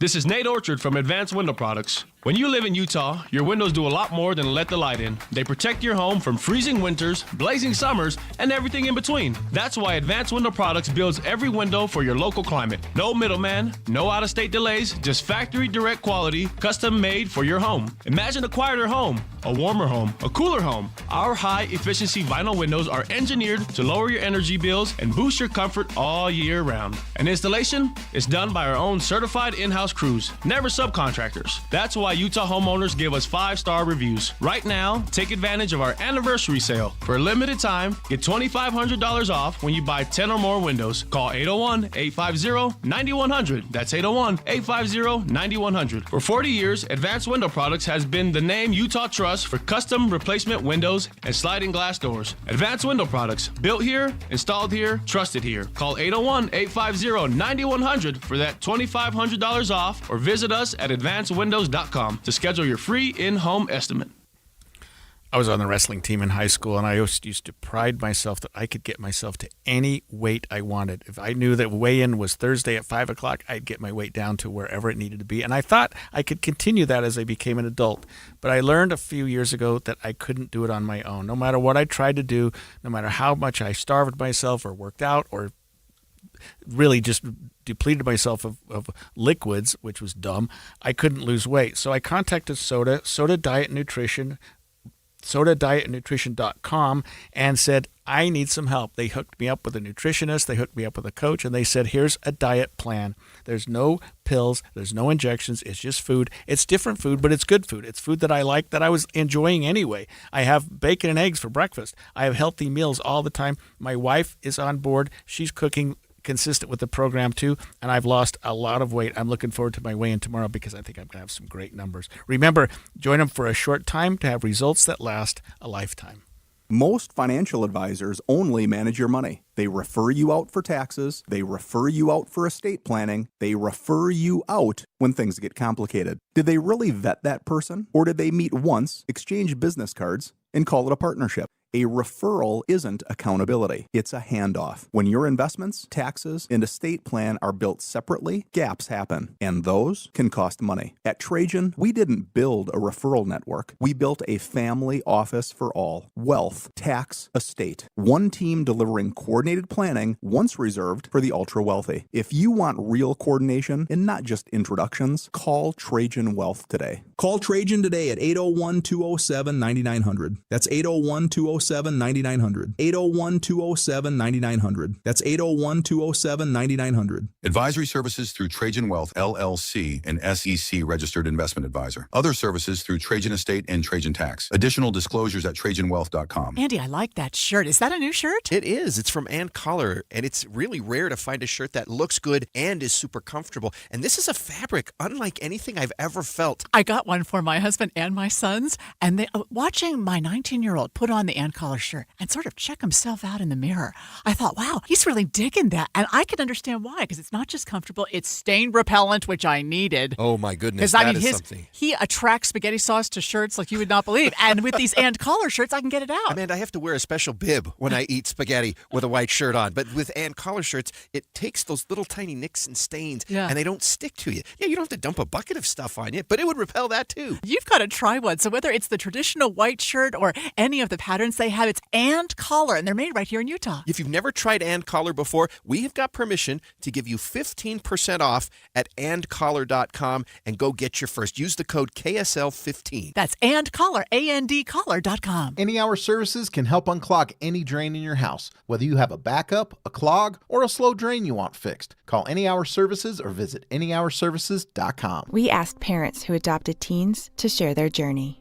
Nathan has taught me to embrace the moment. Age-wise, I'm in my late 60s. I'm old enough to be his grandfather. Will he be embarrassed to acknowledge me as his dad? I think the most important thing we can do is let them know that they're safe, that they're valued and cared for and loved, and that they're important. I knew I wanted to be adopted by him because of how he taught me to be the person who I am today. And it's coming from a dad that didn't expect to become a dad, and I feel very proud to be his son. That was what he needed, and he was what I needed. Every day is full of new opportunities. That's what it's been about, realizing the simple things that it takes to make such a huge difference in these kids' lives. Learn about adopting a teen from foster care at adoptuskids.org. Brought to you by Adopt US Kids, the U.S. Department of Health and Human Services, and the Ad Council. And expanded Inside Sources. So a lot of adults say that they never learned how to manage money. I am one of them. I guess I have to admit that I sort of am too, because we learn so much about how to make money, how to earn money, how to increase your income, but then what do you do with it? I'm just thinking, like in my family growing up, I think the basic approach to money was spend whatever you want and then figure it out afterwards. Right. Not the smartest way to do things, right? I don't remember a single conversation ever about here's what investment looks like, or even saving for retirement, right? And I think I shared that my parents made the mistake of putting all of their retirement investments, and I want to put that in quotes, into one company stock because it was doing really well. Well, the company went bankrupt and they lost everything literally overnight. Literally in less than 24 hours, they went from multiple six figures, pushing seven figures, to literally nothing. And I'm like, oh my gosh. Well, here's some exciting news. There's a free event at Weber State University this weekend trying to fix something a lot of adults have never learned, and that is how to manage money. And here's KSL News Radio's Eric Cabrera with a story about that. A local family-run investment firm is hosting a financial literacy boot camp, bringing in high school and college students from across northern Utah. Today's event marks 15 years, starting small and growing into a full-day event with industry experts. Sean Peterson, Senior Vice President at Peterson Wealth Services, says they've seen both sides of the problem. But we've also seen the statistics out there that a lot of people are living paycheck to paycheck, don't save enough for retirement, and we thought, hey, let's try to change that. He says they focus on everything from investing basics to real-life financial decisions.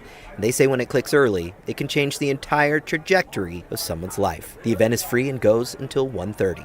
Eric Cabrera, KSL News Radio. So I think for me, like one of the things I've asked one of my sons to do is to do Zoom lessons for the family on financial lessons, right? Everything from, yes, you need to pay your bills to here's how you can prepare for retirement, because he's really brilliant that way.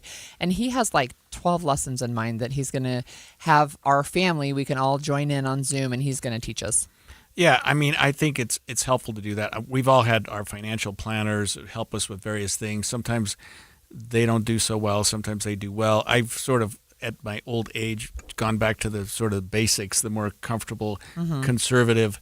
I mean, when I was in my 20s and 30s and 40s, yeah, take a chance, see if you can make money, see if you can lose money. Now I don't really take a lot of chances anymore. I've got retirement to think about in a couple of years. Well, it's interesting. I mean, you're talking about understanding money, and we did put that question out on Facebook as well. And of course, our texters, you're always welcome to text us 57500.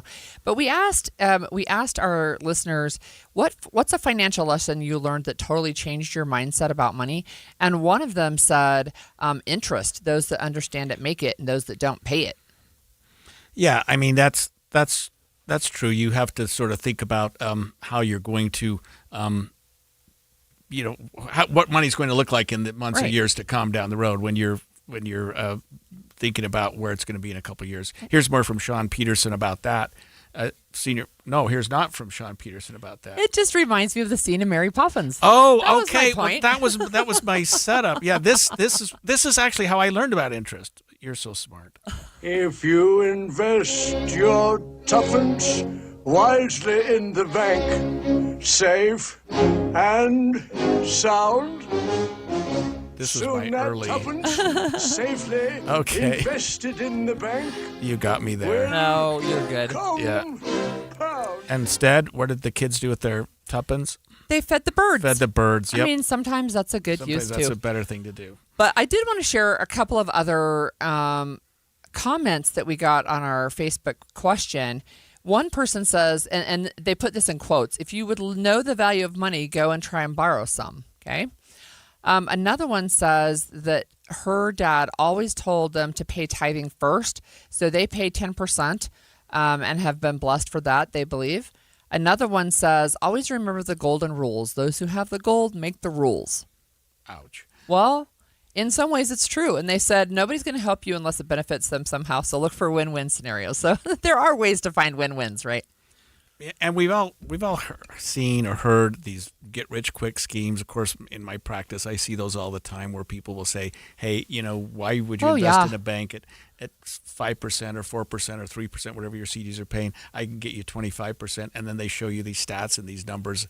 It's hocus pocus. Well, we talk about scams on Most the of show the all the time, Yeah. right? And some of those scams. And, look, in Utah, we're particularly vulnerable to affinity fraud, it feels like. If somebody drops a name, it's like, oh, yeah, okay, well, I'll invest with you because you told me you know XYZ person. There is this, I think this is some pretty good advice from a person named Don Love. And he says this: save and invest 20 to 30% towards your future retirement from every paycheck. Live within your budget and the income of the rest, which for me is like, okay, that's a good idea, but I haven't been able to figure out how to save that much. Social Security will teach you soon enough soon enough in later years. Teach your kids to learn and earn early in life. And that's the point, I think, of these lessons going on, is teach the kids early that money doesn't grow on trees. They have to work hard to earn what it takes to make ends meet as an adult. Even begin with teenage expenditures: cars, insurance, gas, cell phones, eating out, etc. And then if you want some of those things, go make the money to pay for it. I remember a skit on Saturday Night Live, and it reminds me of people all the time. Steve Martin said, okay, how to become a millionaire. First, get $1 million. Yes. Then, and that's how a lot of kids are Right. today. Well, if I just had $1 million, if somebody would just give me $1 million, I could make a fortune. Well, right. Yeah. I have a son. He's in his really early 30s right now. But when he was in high school, when I was asking him what his long-term career plans were, it was to be a famous soccer player and make $1 million a year. Sure. He never played soccer in his life. Oh, right. Yeah. Right? But that was his plan. And it's like, okay, what about a plan B? So he has he's an entrepreneur. He's got an entrepreneurial spirit, and he keeps trying things. He hasn't found the thing that is the thing, but he keeps trying, right? And he at least knows to pay his bills. But I have a daughter that came to me. She didn't even come to me. She's just like, my credit is really bad. I'm like, well, why is it in the 500s? Like, it was really bad. And she said, well, I had this bill and they kept telling me I need to pay it, and I didn't know if I really needed to or not, so I didn't. I'm like, oh my gosh. Okay. So it's been in collections for like 3 years. I was like, okay, let's have a conversation. People don't realize, I think, when you talk about financial literacy, and I'm glad that they're having some training like this, people don't realize that you do something like that when you're 20 and it haunts you when you're 30 trying to borrow money to buy a house or something that you had, or that you had a credit card and you just let it go to the max.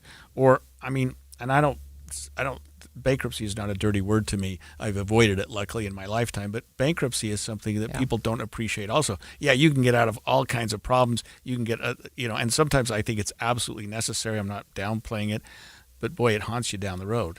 It sure can. And look, I think we've had a number of people who just focus on, like, how do we teach our kids about money? We've talked about this before, too, because as they start to hit 17, looking at 18, they'll start getting those credit card offers in the mail. They have to know what that means. And you mentioned being an adult, right? That's a conversation we've had, too. When you're 17 and you make a dumb, you sign a contract, it's a little different than when you're 18 and you're signing a contract saying, yes, I'm going to pay 18% interest on this car because you told me that's the best deal I can get. Right, and a car is a really cool thing when you're 20 years old, but having money in the bank when you're 50 or 60, like I am, and thinking, I'm glad I saved some money. Although at the time you see other people buying things and buying toys and boats and cars and fun things that I didn't appreciate in the same level. But, I've been able to save for retirement, which is nice. A couple of good comments here. We've got a commenter that says there are two ways to make money. Put a body to work like a person, or put your money to work. Really good comment. And then another one, as we're wrapping up this segment, families should teach handling finances at the kitchen table each week. And they say there's a great old movie called I Remember Mama. And then that's a good one. I'm not familiar with that one. Never heard of it. Okay. Well, so Amazon is being accused of strong-arming companies to hike prices on their rival sites that are rivals to them. We'll break down what the lawsuit being forwarded by the California Attorney General's office means for Amazon when we come back. 10:30 at KSL News Radio. I'm Andy Farnsworth. KSL's top story this hour: the man who fell off Angel's Landing in Zions National Park has been identified. Search and rescue teams say the victim was 68-year-old Gilberto Ramos. They say he fell from the chain section of the trail. UDOT is asking all of us to be more cautious as we approach construction zones this summer. There were over 2,000 work zone-related crashes in Utah in 2025, including 4 deaths. Officials say drivers should slow down, watch for changing traffic patterns, give crews and other cars more room, and avoid distractions. Our top national story this hour from ABC News: another spouse of a U.S. service member has been detained by ICE. Sergeant First Class Jose Serrano says his wife Daisy has a valid U.S. work permit through 2030, but could be facing deportation to a country she has no ties to. Serrano says his wife was detained after going to an immigration appointment. Another thing is they told her they got to deport her to Mexico. We don't have family in Mexico. My wife don't have family in Mexico. So if they send my wife to Mexico, how I can take care of my wife? It's the second case of a spouse of an active duty service member detained by ICE in less than a month. Your money at this moment: the Dow down 52 points to 49,389. Coming up, we got extra warm weather today, but then a cool down. A full weather forecast next. KSL News Time, 10:31. The sources where we get our news matters. When you listen to Utah's Morning News, we want you to feel the stories are important to you and trustworthy. This is Amanda Dixon. And I'm Andy Farnsworth. Join us weekday mornings on KSL News Radio. If you're ready to buy a home or sell a home and you're worried about the current real estate market because of what you've heard from some of your friends or family, well, We're here to tell you that you really shouldn't be worried because now is a great time to buy and sell with our friends at the Stern Team, powered by Omada Real Estate. And here's why. Buyers have more options due to increased inventory, which gives them the power to negotiate for repairs, interest rate buy-downs, and closing cost assistance. While at the same time, sellers are still getting top dollar for their homes, with home values that are higher today than ever before.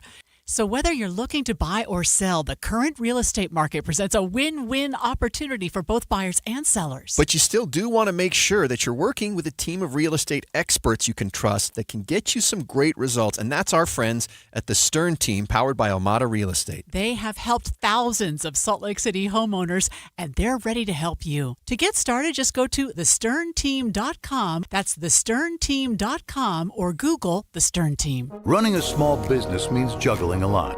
Your network has to handle it all. That's where a fiber-only provider falls short. You need a partner who gives you a greater advantage. Introducing the Total Solutions Advantage only from Comcast Business. A first-ever combination of the largest, fastest fiber-powered network, the most reliable Wi-Fi, gig speeds with equipment and security included, and a 5-year price lock. Plus, it's all backed by a 30-day money-back guarantee. The Total Solutions Advantage only from Comcast Business. A new standard for small business with reliability, security, and savings in one. Switch today. Get started with a great offer as low as $60 a month. When you add it all up, no one does business like Comcast Business. Offer ends 6/1/26. New customers only. Requires 300 megabits per second internet and security edge. 1-year agreement, eco-bill, and autopay required. Equipment, taxes, and fees extra. Most reliable Wi-Fi based on Open Signal Awards USA Fixed Broadband Experience Report, May 2025. Progressive knows you could have easily taken the freeway, but you took the scenic route to see a waterfall and an oddly busy boiled peanut stand. Discovering the unexpected is exactly why you bought an RV, so protect it with a bundle from Progressive. Because although you may be 3 hours behind schedule, you're 6 jars of jam richer and possibly enrolled in a butter-churning workshop. Switch to Progressive and protect your RV, boat, or motorcycle by bundling with your home or auto insurance. Progressive Casualty Insurance Company, affiliates, and third-party insurers. Not available in all states or situations. A multi-billion-dollar settlement is paying claims for up to 21 years. If you were exposed to weed killers at work or at home, your rights are affected. If you or your family has or had non-Hodgkin lymphoma, you could receive $6,000 to $165,000 or more. This settlement impacts you even if you're not sick, because this blood cancer can take 10 to 15 years to appear. If you stay in the settlement, you give up your right to sue. Learn more at weedkillerclass.com or call 888-403-8201. Paid for by the Roundup Settlement. Traffic and weather together are brought to you by UCCU. Earn 4.24% on savings at UCCU.com. Here's Cormac Bone. Right now, our heaviest delays are still in Lehigh on both 2100 North and Pioneer Crossing, especially eastbound 2100 North from Redwood Road over to 3600 West. I-15, though, no major delays all across the Wasatch Front. We do still see a crash on southbound I-15 at the end of the on-ramp from West Davis Highway, and we do see a little bit of normal congestion on the 201 freeway in Magna, especially eastbound from 8400 West to 7200 West. I'm Cormac Bone in the KSL Traffic Center. KSL weather forecast, high of 82 today, thanks to some southern winds. But tomorrow, a cold front arrives, bringing scattered showers Wednesday and Thursday with highs in the upper 50s. Right now, it's cloudy and 72 degrees in Salt Lake City. I'm Andy Farnsworth from the KSL Common Spirit Health Studios. Listen online at kslnewsradio.com. We're Utah's news, traffic, and weather station. The all-new Inside Sources. Your inside access to the people and policies shaping Utah's future. Here are Greg Skordas and Holly Richardson on KSL News Radio. Well, we're learning today that Amazon is being sued by the California Attorney General's office, who is accusing Amazon of all things, price fixing. This is a wild story. I just didn't know about it until I saw this headline. It really is crazy. Yeah, and so here's a little bit more of explanation from ABC's Rena Roy. Attorney General Rob Bonta accuses Amazon of working with retailers including Target, Walmart, Chewy, Levi Strauss, Best Buy, and Home Depot to raise prices. In one example, he claims Amazon sent Levi Strauss links to khaki pants being sold for lower prices on Walmart.com. In another example, Amazon allegedly emailed pet treat manufacturer Chewy a list of products with price increases to convince the vendor Chewy should be aware of this update and follow suit accordingly. Ouch. Right? So what they're saying is to these companies, these retailers, that you better get in line or you're going to lose out. We're the big elephant in the room, exactly. And if you don't follow suit with us, you're going to be left out.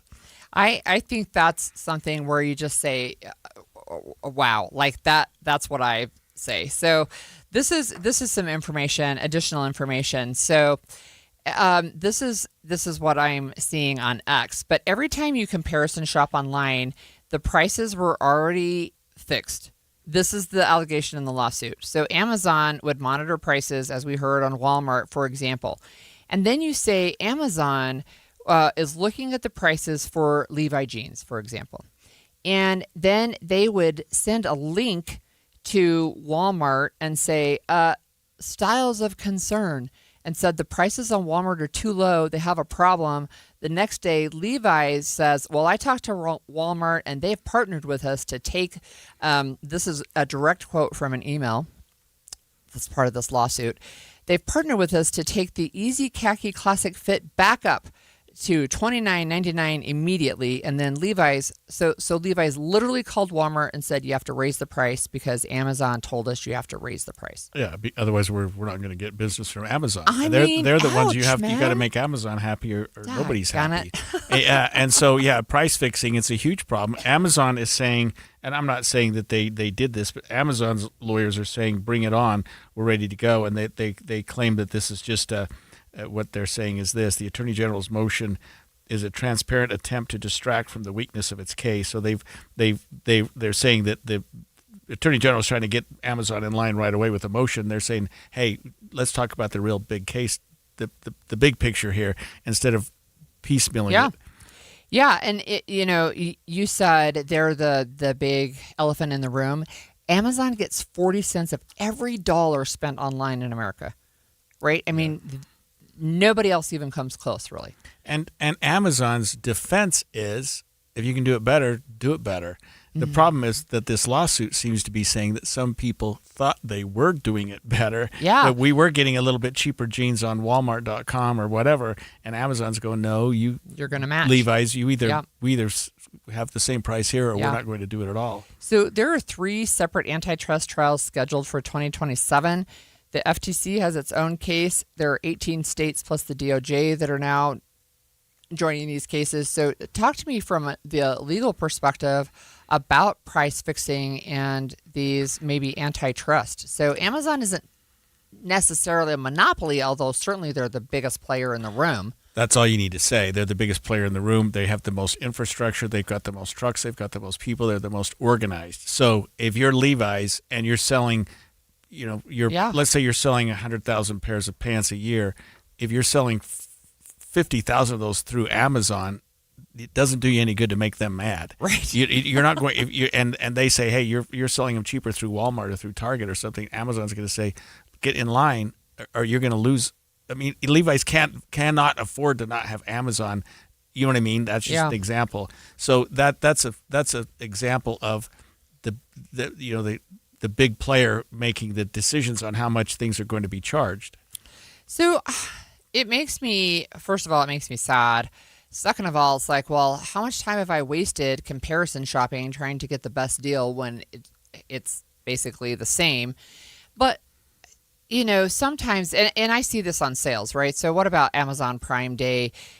The sales seem really good, but it wasn't because they inflated the price just before the sale so they can say, oh, look, we dropped the price this much. I know that happens with Black Friday. I try to buy things online. Let's say I'm fixing up my car and I want to add something to it. I'll look online and I'll look at the various vendors, Home Depot, Walmart, Amazon. Yeah. And I always just, whichever one's cheaper, because the product is the exact same. Right. If even the manufacturer is the same, so you do look for the cheapest price. But you can almost tell that there's some level of price fixing because they're so close. They're within pennies. I mean, and so Amazon can say, but if you're a Prime member, whatever, we can ship for free. We can do this for free. You can get another benefit. it so it ends sooner. up being cheaper. Yeah. And if they see, according to this lawsuit, that in fact that somebody's selling their product cheaper on another site, they're going to contact that company and say, I don't know. I mean, I think this is a real problem. When they seem to have some emails where they're almost threatening them. You know, they emailed pet manufacturer Chewy, which we get dog stuff for, and said, look, you know, you should be aware of this update and follow suit accordingly. Hello, you know what I mean? Like, do or die. So Amazon, are they $1 trillion company yet? If they're not yet, they will be soon, I think. Probably. They're investing, this is not related to their online sales, but I think it is related. It's $25 billion they're investing in Anthropic. So they're putting money into AI, which of course will help drive sales and maybe even these comparison pricing if they're not doing it already, right? And Amazon cloud services are some of, I think, the best web services for having things in the cloud. But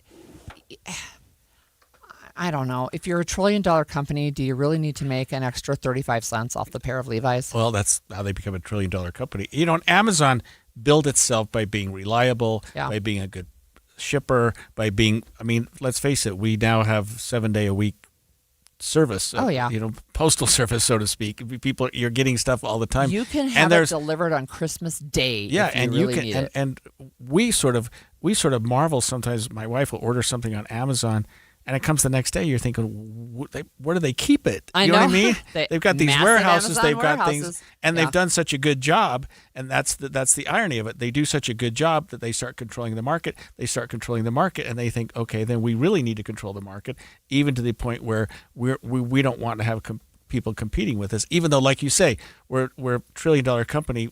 Somebody wants to undercut us by 10 cents. Who cares? Well, apparently Amazon does. Apparently they do. And the California Attorney General does too. This could be huge because if you think about how much money they bring in a given day, week, month, or year, that could be a significant. It'll be interesting to see if other attorney generals join. Did you actually look at the lawsuit? Do you know where they are in the timeline?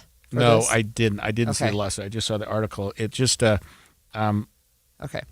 It's a 2022 lawsuit, is actually, so it's been around for a little while. There must be some things going on, and I think what's happened is that as discoveries progress, they found these emails, they found some things, they found they found some information that makes it a little more. That makes. That's why we can read it. Right, a little more culpable. Oh, yeah. Okay, it says California's Attorney General released a new set of unredacted documents in its 2022 antitrust lawsuit against Amazon. Their practices. Ooh, okay. Well, when we come back, there is another disease that's making a comeback as vaccine skepticism grows. We're going to talk about what we know about the surge in rotavirus after this break. And I noticed that as I was getting older, my clothes didn't fit as well. I didn't feel as well, and I couldn't get down to the weight I needed to get to. My wife has no problem with it. She weighs the same thing. She's thin, whatever. I wasn't there. I thought I needed to do something. And I talked to some people here at KSL about soda, diet, nutrition. I've never been on a diet. I've never thought I needed to be on a diet. And people even say, Greg, we never thought you were overweight. But I was, because I hit it. And so I thought I need to lose the weight. I'm going to call soda. And I did. They hooked me up with a nutritionist. They gave me a food plan, and it's a plan that I can follow. It's a plan that they give me every day. I write down what I'm doing. It's not a problem. I eat good food. I don't take any pills or injections. I have a nutritionist who checks in with me regularly, as often as I want, and I submit my meal plan to the nutritionist, and she says, well, you should try this or try that. The results have been amazing. They've been much more than I expected. They said lose 2 to 3 pounds a week. I've been several times that. Remember, soda, diet, and nutrition.com. Join them for a short time and have results that last a lifetime. More than 50 million Americans suffer from a form of mental illness. And Utah isn't immune, with nearly 1 in 3 people dealing with anxiety, depression, or another form of mental illness. But there's hope.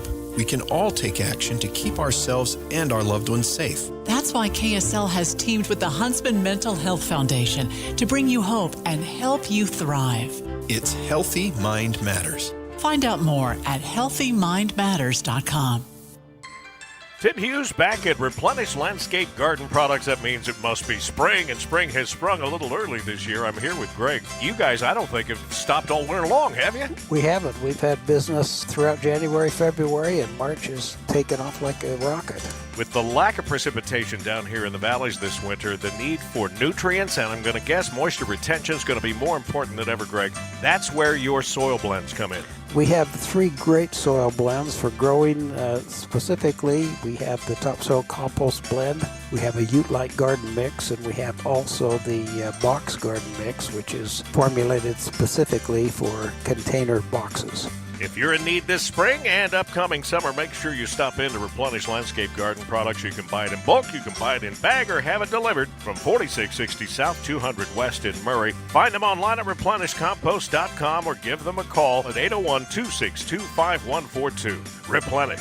It's good stuff. I'm Ed Evans, CEO of Consumer Cellular. No, we're not one of the big guys. Truth is, we don't want to be. If you're over 50, Big Wireless probably has you paying for more data than you might need. You could be throwing away thousands over a lifetime. Our entry-level data plans start at just $20 a month. And for a limited time, switch and get your second month free. Call 1-888-FREEDOM, visit consumercellular.com or a store near you and get your second month free today. Plans include $5 credit for auto-pay and e-billing. See site for additional details. Tired of hearing scary radio ads about the IRS? Tax Relief Advocates is different.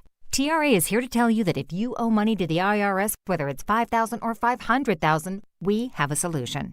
TRA can eliminate or reduce what you owe to the IRS with zero risk to you. We have over 1,000 5-star reviews on Google and an A+ with a BBB. End your tax nightmare today by visiting TRA.com. Or call 800-583-6681. That's 800-583-6681. Join KSL News Radio and the movie show this Friday, 10 to 1 at My Hearing Centers. Get a free hearing evaluation and be among the first 30 to try advanced hearing aids risk-free for 30 days.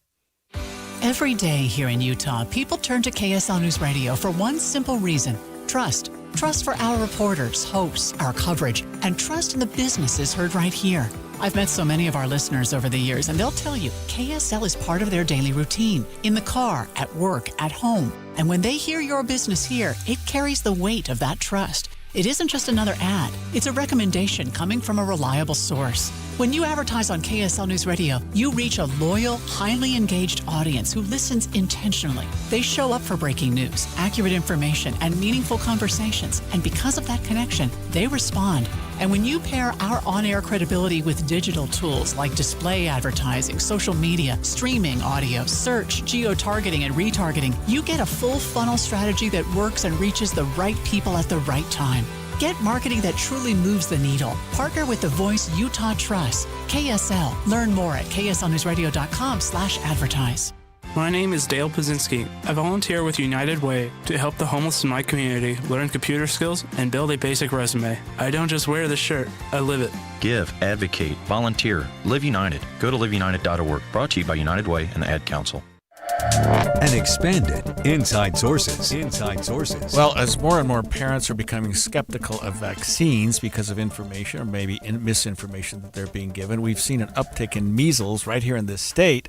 And actually, Holly, there's another disease that's making a comeback that we would have never expected. It's called rotavirus. It's highly infectious. It causes severe diarrhea and vomiting in children under the age of 5, and it can lead to serious dehydration and possible death.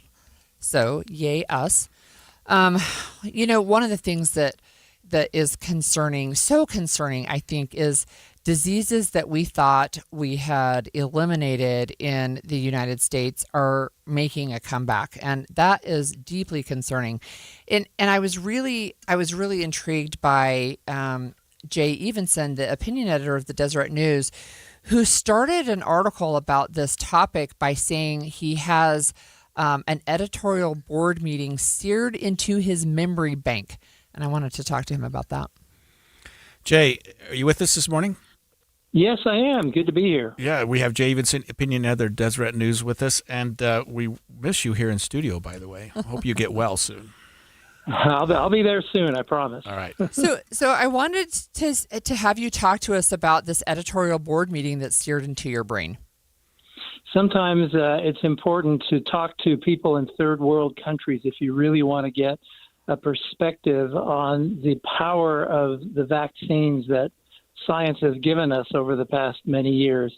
And we had a meeting with a man, Dr. Namala Mikopi. I hope I'm pronouncing that right, but he was the head of pediatric hematology at a hospital in Dar es Salaam in Tanzania.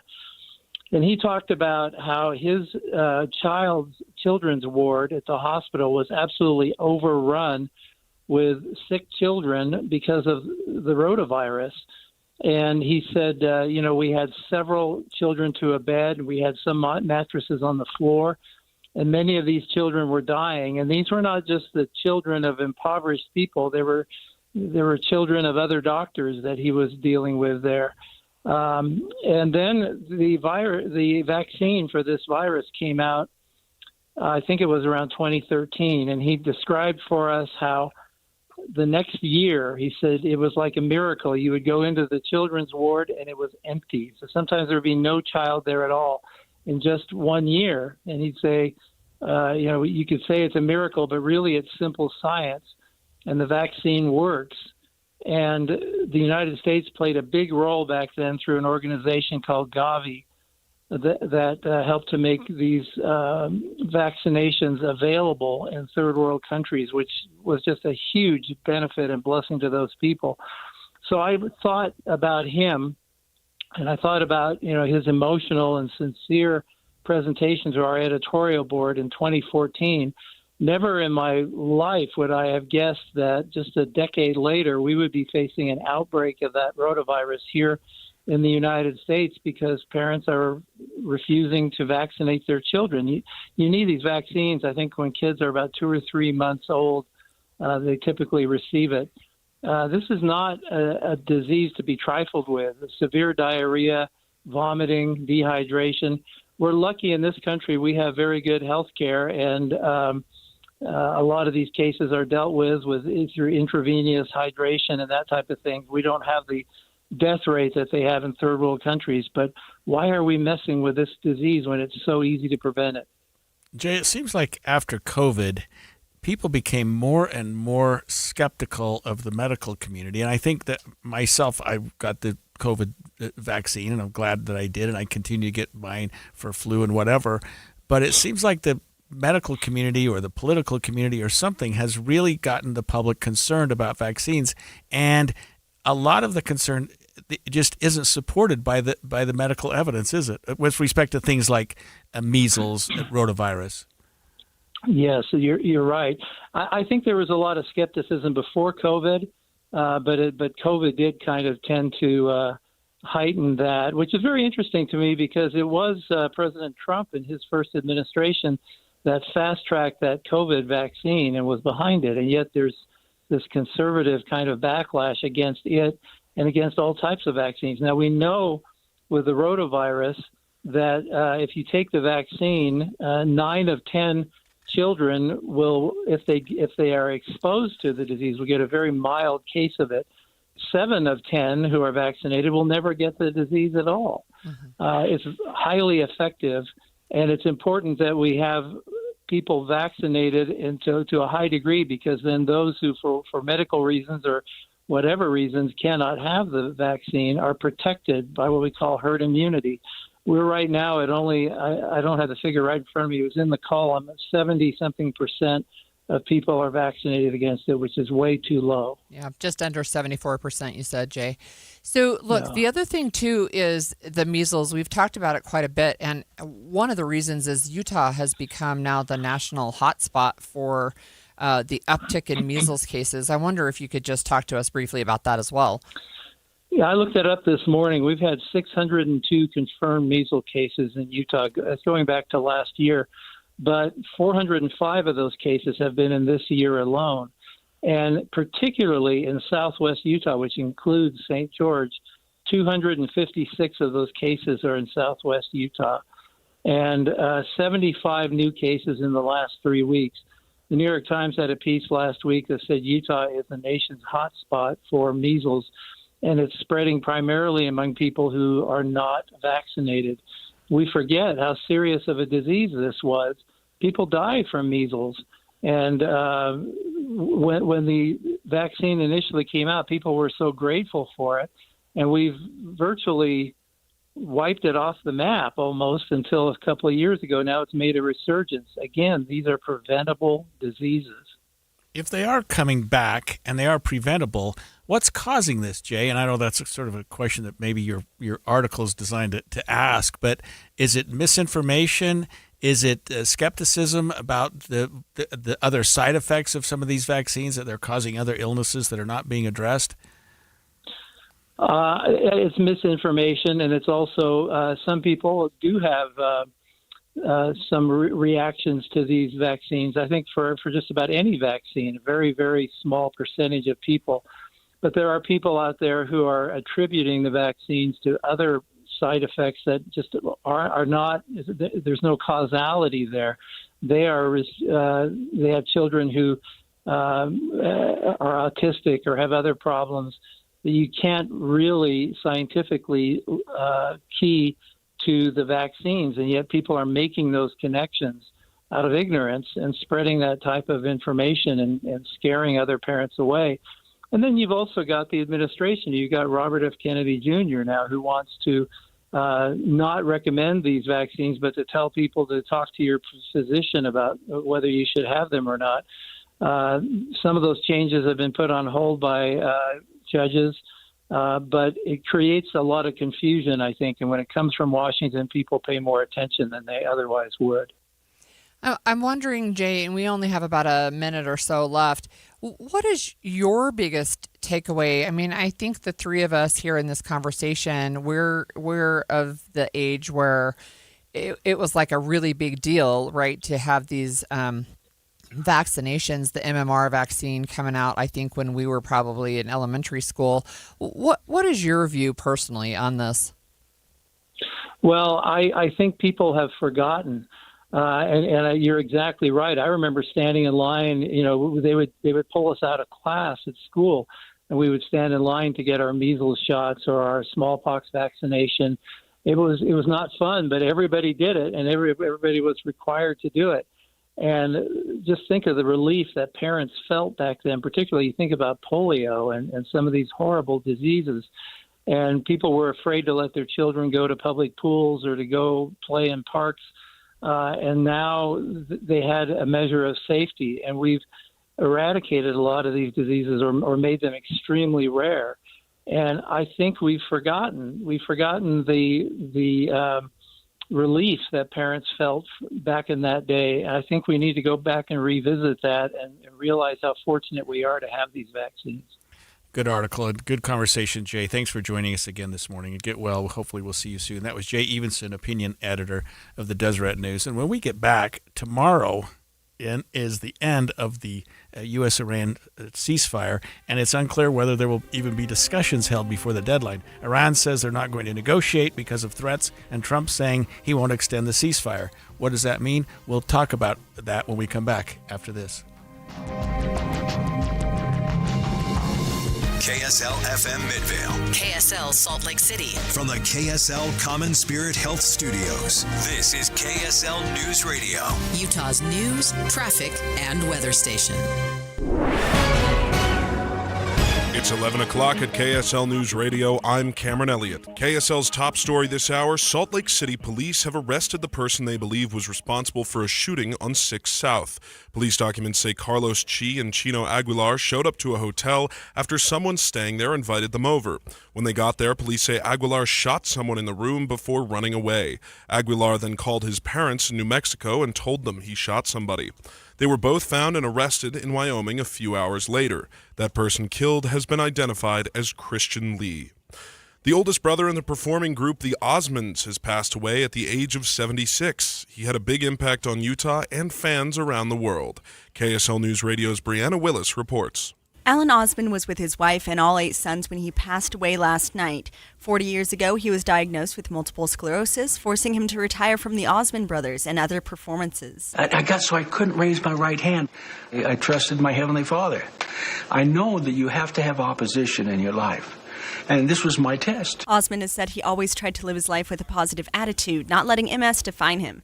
Brianna Willis, KSL News Radio. Taking a look at your money at this moment, the Dow Jones is down 124 points. That's about 0.25%. The S&P 500 is down 21 points. That's nearly 0.33%. And the NASDAQ is down 65 points. That's just over 0.25%.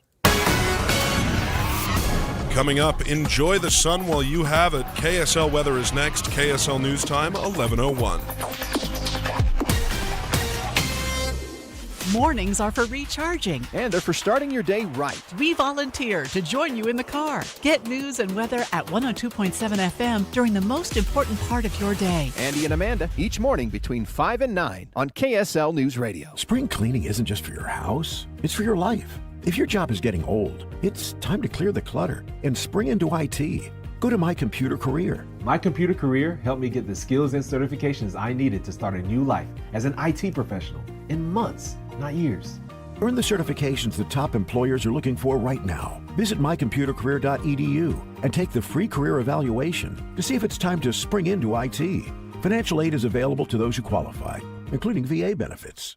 This message comes from Viking, committed to exploring the world in comfort. Journey through the heart of Europe on an elegant Viking longship with thoughtful service, destination-focused dining, and cultural enrichment on board and on shore. With small ships that bring travelers closer to the destination, there's more time to explore. And every Viking voyage is all-inclusive, with no children and no casinos. Discover more at Viking.com. Can we talk about something difficult to discuss? Are you going through a difficult financial time? You have equity in your home, but nobody can help? American Home Loans has created the Bridge Loan Program to use your equity regardless of your credit at this time. The Bridge Loan can be used to pay debts, collections, IRS liens, divorce settlements, or home improvements. Call at 801-262-2221. That's 262-2221. This loan creates a bridge between now and a much brighter future. After COVID, one of their clients had over $85,000 in credit cards. Their scores were too low to borrow on their home. American Home Loans was able to save them $2,000 a month. And after 8 months, they qualified for a conventional loan and lowered their payments. The consultation is free and confidential. Please call them and see what they can do for you. The number is 801-262-2221. It's 262-2221, or go to AmericanHomeLoans.com.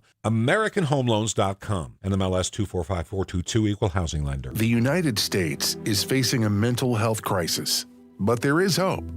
At Huntsman Mental Health Foundation, they're transforming how mental health is treated and researched, bringing compassion, innovation, and access to those who need it most. Your donation helps fund life-saving care and cutting-edge research that leads to better treatment for everyone. It's already making a difference. Huntsman Mental Health Foundation has built Utah's first ever mental health crisis care center, open 24/7 to anyone, regardless of ability to pay. They've also recently launched a youth crisis care program at Huntsman Mental Health Institute, giving kids and teens immediate support. And Huntsman Mental Health Foundation is expanding services like therapy, medication management, geriatric care, and treatment-resistant support. Join us. Be part of the change. Donate today at hmhf.org. That's hmhf.org. Traffic and weather together brought to you by UCCU. Build smart, save big with construction loans at UCCU. Here's Cormac Bone. Right now, a very calm drive on all our roadways across the Wasatch Front. It's just normal slowdowns you can expect to see. Scattered delays both directions on Pioneer Crossing and Lehigh from Redwood Road over to I-15. Those are light right now, though. And in Weber County, the normal slowdowns you see on Highway 89 at Harrison Boulevard and Skyline Drive. I-15, though, no delays or accidents between Brigham City and Santaquin. At UTA, it's never just a ride from point A to point B. They move independence, they move purpose, they move memories. They move what matters, you. Plan your trip at rideuta.com. Cormac Bone in the KSL Traffic Center.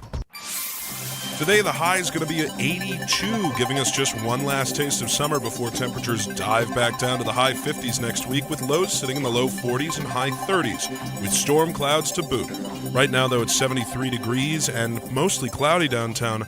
I'm Cameron Elliott from the KSL Common Spirit Health Studios. Listen online at kslnewsradio.com for Utah's news, traffic, and weather station. The all-new Inside Sources. Inside Sources. Your inside access to the people and policies shaping Utah's future. Here are Greg Skordas and Holly Richardson on KSL News Radio. Well, I don't know about you, but I was optimistic, cautiously, I guess, a couple of weeks ago when the U.S. and Iran entered into their ceasefire, which was scheduled to go 2 weeks. Tomorrow is the last day of that ceasefire. Pakistan is ready and with open arms to have both countries come aboard and continue the mediation, but nobody's there. You know, what I've seen is Iran is saying, well, they're not going to negotiate under threat, and President Trump says he's not going to extend the ceasefire. So he was speaking on CNBC this morning, and he's said he's ready to resume American attacks on Iran if there isn't a deal by the end of the ceasefire. Yeah, this is from CNBC. President Trump expressed confidence and optimism Tuesday morning that the U.S. and Iran can reach an agreement to permanently end the war. The president telling CNBC in an interview that Iran has, quote, no choice but to participate in negotiations in Pakistan this week, saying the U.S. is in a, quote, very strong negotiating position. Well, I expect to be bombing because I think that's a better attitude to go in with, but we're ready to go. I mean, the military is raring to go. The president also doubling down, saying the U.S. won't lift its Navy blockade in the Strait of Hormuz until after a deal has been reached, saying it's been a tremendous success. Karen Travers, ABC News, the White House. So interesting to me, right, is this sounds a lot like what happened 2 weeks ago, right? We're going to bomb tomorrow. Okay, we have a 2-week ceasefire. We're going to bomb tomorrow. I don't know if we're going to have another 2-week ceasefire. Open the Strait of Hormuz, or we're going to close the Strait of Hormuz. That seems to be the negotiating position that we take. And now we've got vessels destined for China that are being boarded by the U.S. military. That's not going to go over very well. We have a vessel, a cargo ship from Iran that was blockaded or stopped by U.S. military. I mean, it's heating up again. The ceasefire certainly has maintained in some respects, but when the time ends tomorrow, who knows what's going to open up. Well, ABC News contributor and former Defense Department official Mick Mulroy said the president really should consider extending the ceasefire since it really officially runs out tomorrow. Although President Trump said he wasn't going to extend it, I do think it's possible that if Vice President Vance gets there, the Iranian delegation is there, they're making progress, that this is an artificially self-imposed deadline, that there is no reason not to shift it to the right, as they say, if we're making progress. That's great, but Vance isn't there. He's in Washington, D.C. I mean, we're seeing that he's not, and so how are we going to have talks if nobody's there talking? And that's a question that's above my pay grade. I don't know the answer to that question, and I don't know if there's somebody on their way that maybe isn't Vance, but maybe there's somebody going, look, there has to be these negotiations, and it's not just with Iran, but anytime there's a peace negotiation, I do understand Mulroy's point where he says it's kind of an artificially imposed deadline. Look, these things take time sometimes, right? And one of the things I mentioned that I had an opportunity to listen to a Nobel Peace Prize winner this last week, and she was instrumental in getting a peace agreement in Liberia. It took years at the beginning, and then when they finally got people to the table, it took weeks, right? And both sides were saying, well, I'm not going to budge when they started the talks. And eventually they got to the point, of course, where they did have one, and it's held now for the last 23 years. But my point is, peace talks are not something necessarily where you say, okay, we have 14 days, hurry up, get to the table and solve this. Sometimes it takes longer than that. Yeah, and a 2-week ceasefire was destined to hit the head that it's hitting tomorrow. I mean, maybe another 2 weeks makes a lot of sense, although it seems like the rhetoric between the two countries is only getting worse. Trump saying they have no choice but to make a deal. Iran saying, don't threaten us. We have what we can do. And it's the gas prices that we talked about earlier are through the roof. They're not getting any better, and other countries are getting ready to start suffering if they're not getting their fuel and oil that's supposed to be coming through that strait soon, and they may choose to intervene in their own way. But if we're not even there talking, I don't know what we can expect in terms of getting getting another extension. And J.D. Vance has just got to get on a plane and get to Pakistan and hope that the Iranians will be there and at least have some conversation. You know, one of the things that's interesting, too, you mentioned gas, not just gas prices, but the U.S. has lifted sanctions on Russia. And so Russia is now, they're benefiting. Exporting. There's no question that they're benefiting from this war. Yeah, I mean, you had to make a deal with the devil to keep the other devil down. So the U.S. really had no choice. And this, I don't know, I don't want to get too political here, but this was a conflict that I think the administration, if they were just being honest with themselves, would probably admit that it was a mistake to take this on in the first place. It has not worked well for anyone. I can't think of anyone who's gained from this conflict so far, but I guess I should stay off of that. Well, the other thing to consider, too, is we have talked several times about the War Powers Act, and the president maybe has 60 days. We're almost bumping up against that as well, right? And so we know Utah Senator John Curtis has said, look, after 60 days, he needs to come to Congress and get an official declaration of war. I don't know where those conversations are right now, but that's another piece of it, too. Right. And will Congress approve that? I Well, don't know. and it was supposed to be a 3 to 5 day thing, right? And Right. here we're pushing 2 months now. So, Right. You know, and another thing is Israel and Lebanon are back at Yeah. it. I mean, that Mhm. ceasefire was essentially meaningless. I mean, we're hearing that Hezbollah, or I think it is, has bombed an Israeli installation as recently as today. I mean, that's not going particularly well either. That whole conflict in the Middle East just needs somebody to come in. I don't know, maybe Pakistan's not the answer. Maybe China or India or somebody can come in and say, hey, we'll back your play here and let's come mediate here and let's get something done. This has to be done. It just has to get done. well, we're for sure going to keep an eye on it. And, you know, there's ongoing reports. If you look at all major news outlets, they'll have some kind of a live updates. And the livest update I could find is that Vance is still in D.C. Like you said, he has not left. He has not boarded a plane. And people are hoping that he will get on his way. Yeah, so I don't know what time it ends tomorrow. You know, there's probably some magic time to it. And so let's say it ends at 6 p.m. tomorrow Eastern time. You know, what happens at 6:01? Do we start bombing? And if so, what do we bomb? More military targets, more military installations, more energy production facilities? Yes, Who I mean knows? what they've said is they would go after the energy targets, right? So the energy infrastructure for the entire country. Well, yeah. So I don't know. It just, we get down to these last minute negotiations. Of course, people always say Trump always chickens out. I mean, at some point he's probably not going to, because he can't afford to keep doing that. But I do think, who was it that we just heard from? That the Defense Department official, Mick Mulroy, said hey, it just makes sense to extend it. So I think that's going to be the fallback, even though Trump doesn't want to do that. I think he'll find a way to style that, to talk about that in a way that helps him, even though right now he's saying it doesn't make sense to do that. He won't do that. So the markets were rattled again today. So oil prices are up again. Yeah. Okay, so we're going to follow that for sure because, of course, we're impacted here. So Utah also, this was interesting to me. Utah's party to a multi-hundreds of millions of dollars lawsuit with Albertsons over opioids. It's like, oh, I didn't know that. Yeah. Utah's Attorney General is going to join us next and talk to us about that.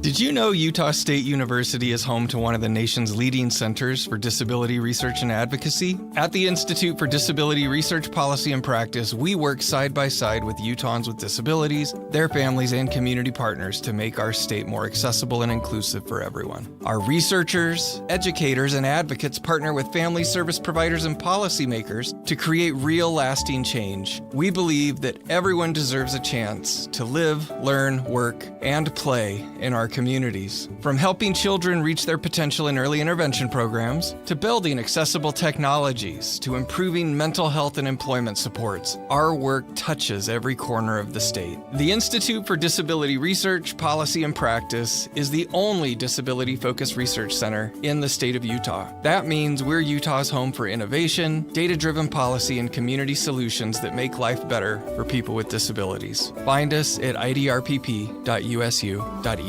Imagine all that could happen in 5 years. Jobs change, kids grow up, new memes come and go. But what if you had reliable, intelligent Wi-Fi and the price didn't change for 5 years? Well, thanks to the Xfinity 5-year price guarantee, you don't have to worry about that part of your future. You're guaranteed 5 years of Wi-Fi that boosts speeds to your devices that need the most, that finds and fixes any issues before you even notice. It's like a super intelligent Wi-Fi that keeps you protected from online threats. You get incredible gaming speeds on multiple devices and no one battling for bandwidth for the next 5 years. All your devices will be working in perfect harmony with the equipment, with no annual contracts, no fees, and no strings. So even though your kid will grow up and you still won't understand 6, 7, the price for your sharp, reliable internet will stay put. The Xfinity 5-year price guarantee. Lock in your price and unlock the possibilities. Xfinity. Imagine that. Restrictions apply. Select plans only. Is your financial advisor managing your risk or just a spreadsheet? Hi, I'm Jeff Jr., founder of Trajan Wealth. Many financial advisors rely on target date funds, which are one-size-fits-all portfolios that don't know your name, your family, or your goals. And that passive management can leave you dangerously exposed. At Trajan, we look at the whole picture, not just the stocks everyone else buys, but the private market opportunities most advisors ignore. And as fiduciaries, we build a strategy around you, coordinating your investments, tax strategy, and estate into one cohesive plan. Your financial life deserves more than just a generic portfolio. Real planning isn't a stack of statements. It's the confidence of knowing where your income will come from for the next 30 years. Good enough isn't good enough for your family. It's time for a change. Schedule your complimentary consultation today. Call Trajan today at 801-207-9900. That's 801-207-9900. Advisory services through Trajan Wealth, LLC, an SEC registered investment advisor. Private equity investments require accreditation. Other services through Trajan Estate and Trajan Tax. Additional disclosures at TrajanWealth.com. We want to talk about SOTA Diet and Nutrition. SOTA stands for state of the art. And Andy and I both let go of massive amounts of weight. You more than me. 70 pounds in 5 months. And I did 37 pounds in 3 months. And what worked for me was so many things. Talking to a nutritionist every week and having her tell me what to eat. I can do as I'm told. Yeah. But I have no clue where to begin. And I needed the help too. It's just food. There's no pills, no injections. So you learn how to both let go of the weight and then how to keep it off. So SOTA Diet and Nutrition is a great place to start. But if you started with pills or medications and you find yourself starting to gain some weight back, SOTA Diet and Nutrition is a great way to learn how to have a new relationship with food to go into the future. You can talk with a nutritionist by calling 866-800-SOTA, S-O-T-A, or you can go to their website, SOTADietandNutrition.com. Join now and your partner joins for free. 2 people, real accountability for the price of 1. Join us for a short time to have results that last a lifetime. Salt Lake City, this is your final boarding call, extended by popular demand. Titanic, the exhibition, is sailing away soon. Don't miss your last chance to experience the heartbreaking and heroic stories of her passengers and crew. See the incredible artifacts before the doors close forever on April 19th at the Shops at Southtown and Sandy. Get your tickets before they're gone at thetitanicexhibition.com. That's thetitanicexhibition.com. Any Hour Services free furnace sale is going on right now. If you haven't scheduled your free estimate yet, do it now. Call Any Hour Services today or schedule online at anyhourservices.com. When American troops withdrew from Afghanistan in 2021, thousands of evacuees fled to the U.S. for protection. Many Americans welcomed their new neighbors. For the last week, the governor tells me his office has been getting calls nonstop with Utahns wanting to help. When we saw the pictures and the videos coming out of Afghanistan, we prayed to be able to help them. But then, what happened? Listen to Stranger Becomes Neighbor, wherever you get your podcasts. I'm a pretty great multitasker. I can wash dishes and do laundry. I can roller skate while walking my dog. I can even order lunch while doing my homework. But I can't use my phone while driving. A distracted driver is one of the leading causes of death in the United States. So when it comes to driving, please, don't be a multitasker. Don't drive distracted. A message brought to you by the National Highway Traffic Safety Administration, Project Yellow Light, and the Ad Council. Inside Sources. Well, Holly, some time ago, Utah and a number of other states brought a multi-million-dollar lawsuit against Albertsons, claiming that the company contributed to the opioid problem, and that company has now offered to settle for $773 million Utah is indicating that it wants to join the agreement and will be part of that settlement. So it's interesting to me, like when I think about Albertsons, I think about a grocery store. And yeah, there's pharmacies in grocery stores. I'm used to that too. But I didn't realize they were part of the problem. So we have with us Utah Attorney General Derek Brown to tell us, even first of all, General Brown, if you would please set up, how is Albertsons part of the problem? Well, thank you, and I appreciate you having me on, Holly and Greg. This is it's the pharmacy. What we're trying to do, and one of the things that we do in our office, we have 315 lawyers, and a lot of them are working on issues that involve how we protect, the consumers. And in this kind of a case, I mean, the opioid deaths. I mean, the opioid they've ravaged Utah. And the last couple of years, we've spent a lot of time trying to secure settlements from the companies that really fueled that whole opioid crisis. And we've secured over I think the number is $616 million. And so, I mean, to your specific question, Holly, about Albertsons, it was the pharmacies. And, we've gone after and gotten settlements from those who are responsible for manufacturing it. But this is the distribution side, the pharmacies, who should have known. I mean, when someone comes in multiple times during, the same week for the same prescription over and over and over, or they have reason to know that that person's also getting the same prescription at other pharmacies, and they just give it to them anyway, that's a problem. And those are the kinds of things that we need to stop. And anyway, and we can talk about what the money will be used for, but that hopefully that answers your question in terms of why this company.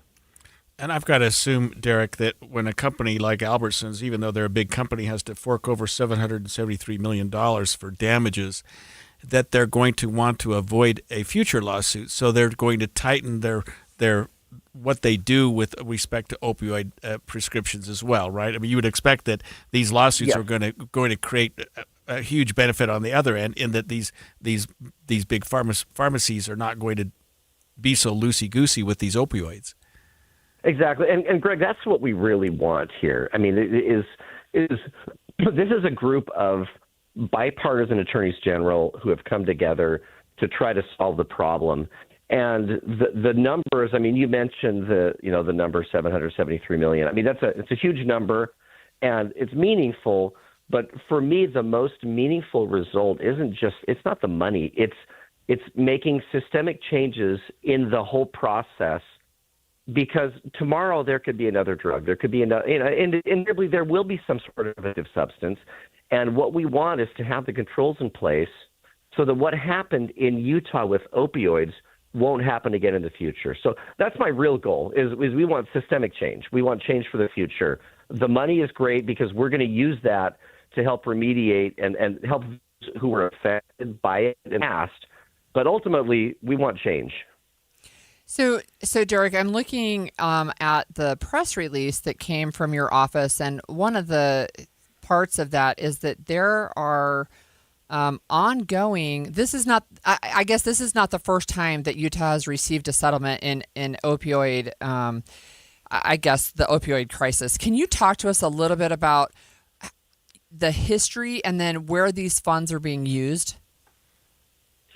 Well, this has been going on for a while now. We have worked with and frankly gone after companies that were very involved. I mean, one of them was the Sackler family and Purdue Pharma, who were the original manufacturers of this drug. And it's not just that it was addictive. It's you had these addictive qualities, and they knew it, and they marketed it anyway. And so, I mean, there were millions of deaths across the world. We had thousands right here in Utah, but what we've done is we push for funds that can help us basically go to remediate what happened. So these funds are not just going to go back into like a general fund that'll be used for some other random thing. These funds specifically go through the opioid abatement fund. My office is very involved in this, and what it will do is go to like addiction treatment and recovery services and prevention treatment. I mean, ultimately, the money will flow to the communities who have been most hurt by the epidemic. And so that's really the goal. I mean, twofold. One is to create change so that these kinds of things don't happen in the future. And the second is to take the funds that we receive as a state and use them to help those who were hurt.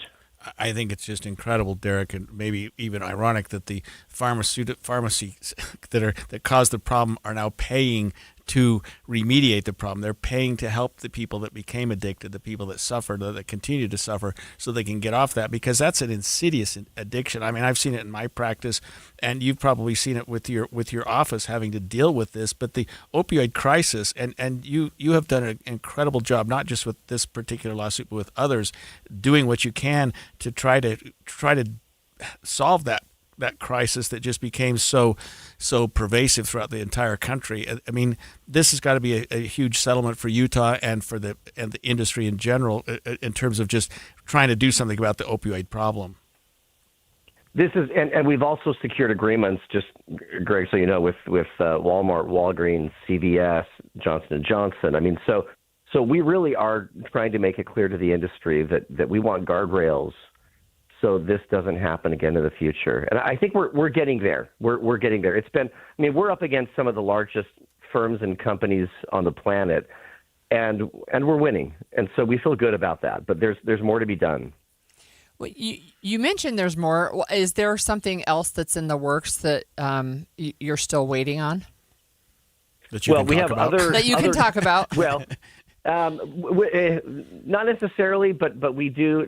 Not necessarily that I can talk about, but we do have other things that are going on, because there are other substances. And, you know, you take a substance like fentanyl, and, you know, the opioid sort of led to the fentanyl crisis. We have this trajectory going through, you know, it seems like a couple of years a new substance that is just ravaging the state. And so the goal is to really stop to this once and for all, and a stop to the addiction, and a stop to the devastation.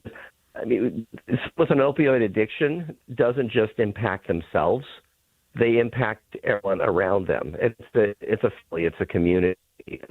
So we have, you know, specific numbers of people that we believe were you know, died as a result of opioid doses. The number, you could never know the number of people actually, because it's a multiple of that. It is tens of thousands of people. And so that's who we have in mind as we move forward with whatever the case may be. Derek, can you tell our listeners just what you've learned in your time as AG? Because it seems like every time we talk to you, you're talking about bipartisan agreements, not just this one, but it seems like the National AGs Association, or whatever you're called, seems to be getting together, that you all are working together as a team on so many projects that, you know, nationally and in other parts of our government are not being done on a bipartisan level. What is it about the AGs Association that's causing a lot of this to occur? Well, I think the reality is the risk of throwing our members of Congress under the bus, because I think we have great members of Congress in Utah. Congress doesn't do much. They talk a lot, but when it comes to action, they don't do as much. And the AGs step in and fill in that vacuum. They fill in that gap. And so we have issues going. I mean, one of the other issues we're dealing with, it's one of those, you mentioned the bipartisan stuff, like the prediction markets with companies like Kalshi. And, you know, are those prediction markets, or is it just gambling? And I've obviously, in the Deseret News, an op-ed that made the case that it was gambling. And went to these conferences with other attorneys general from around the country, from both parties. Everyone's sort of in agreement. And so we do identify these issues that we can pick up. If Congress isn't acting, as a group of AGs, we can get together and we can make a huge impact. If we've got, you know, I spearheaded a letter to Congress recently on offshore gambling apps, and with like 40 some odd states. I mean, when 40 some odd state AGs get together and say, you know, we need to take action or we're going to start filing lawsuits, Congress, industry, trade groups, they take notice and they listen. And so there's a lot of good that we can do when we work together. Thank you very much, Derek. That was Utah Attorney General Derek Brown, who I just have to say has been a breath of fresh air for the state and for our people. When we come back, a Utah icon has passed away. Alan Osmond, if you recall, he's the oldest of the Osmond brothers. He died last night at the age of 76. We'll learn more about his life and his legacy with KSL's Carol Makita when we come back. It's It's 11:30 at KSL News Radio. I'm Cameron Elliott. KSL's top local story this hour. Breaking news, a manhunt in Park City has ended after the suspect was taken into custody by Summit County authorities earlier this morning. Sergeant Skylar Talbot from the Summit County Sheriff's Office says they will not be releasing any further details at this time, and no formal charges have yet been made. Utah's newly drawn congressional maps have set up a tight GOP race in southern Utah between two conservative candidates, but who ends up on the ballot could come down to this weekend's Republican state nominating convention. KSL News Radio's Brianna Willis reports. Representative Celeste Malloy is up against former state representative Phil Lyman. Lyman is well known and has a good base, but Malloy has received an endorsement from President Donald Trump. And so when he says he supports me, I think it tells people that I'm conservative, that I'm a Republican, and that people who work with me do trust me and know me and like me and want me to be back in Congress. Neither have enough signatures to qualify for the ballot, making the weekend convention the likely deciding factor for who goes to the primaries. Brianna Willis, KSL News Radio. We're hearing from a Kaysville woman who was surprised to open her door and find thousands of bees swarming on her porch. What swarming does, if you have a really healthy and vigorous hive, naturally the bees want to split and make two really strong hives, and it's just a way for them to reproduce. Beekeeper Shane Hughes was able to transfer the bees into a box and take them away. He estimates there was about 30,000 bees on the porch. He says if others have similar problems, they can call their county beekeepers. Your money at this moment, the Dow Jones is down 209 points. That's about 0.42%. The S&P 500 is down 35 points. That's about 0.5%. And the NASDAQ is down 120 points. That's also just about 0.5%. Coming up, Bill Withers said it best. Next week, there's ain't no sunshine. KSL weather is next. KSL News Time, 11:32. A reminder about the simplest way to get updated for your day. Hit your KSL preset when you jump in the car, and we'll take care of the rest. Hear key news updates and traffic reports. Andy and Amanda from 5 to 9 in your car. KSL News Radio at 102.7 FM. If you're ready to buy a home or sell a home and you're worried about the current real estate market because of what you've heard from some of your friends or family, well, we're here to tell you that you really shouldn't be worried because now is a great time to buy and sell with our friends at the Stern Team, powered by Omada Real Estate. And here's why. Buyers have more options due to increased inventory, which gives them the power to negotiate for repairs, interest rate buy-downs, and closing cost assistance. While at the same time, sellers are still getting top dollar for their homes, with home values that are higher today than ever before.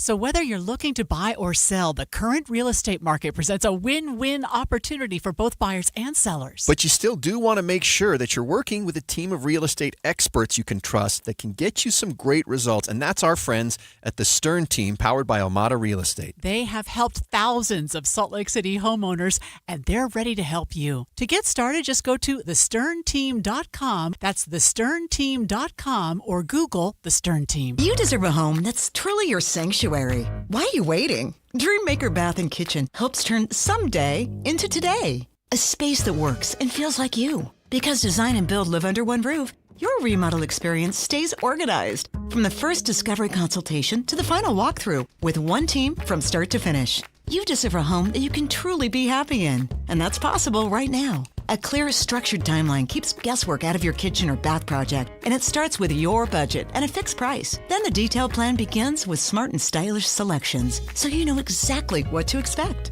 Dreammaker Bath & Kitchen is built on integrity and customer focus, and that shows up in the little things. Clean job sites and proactive updates that keep you fully in the loop. Back nationally and 3 locally owned Wasatch Front locations. Schedule a consultation at dreammaker-remodel.com. That's dreammaker-remodel.com. Enhancing lives, improving homes. dreammaker-remodel.com. Did you get hit with a huge tax penalty this year because of your health insurance last year? Have you spoken with your accountant to find out what your monthly premium really cost you after the government took back that subsidy? I'm Mike at My Policy Quote, and I help families so they don't need to find out the hard way if your income changed, you picked up extra work, sold property, or just had a good year. That tax credit could have cost you thousands. My name's Mike, and at My Policy Quote, my freedom of choice plan saves clients 30 to 60%. Keep your doctors, lower your out-of-pockets, and use a national PPO network. If you pay your own health insurance on COBRA, uninsured, or an employer plan is just too much,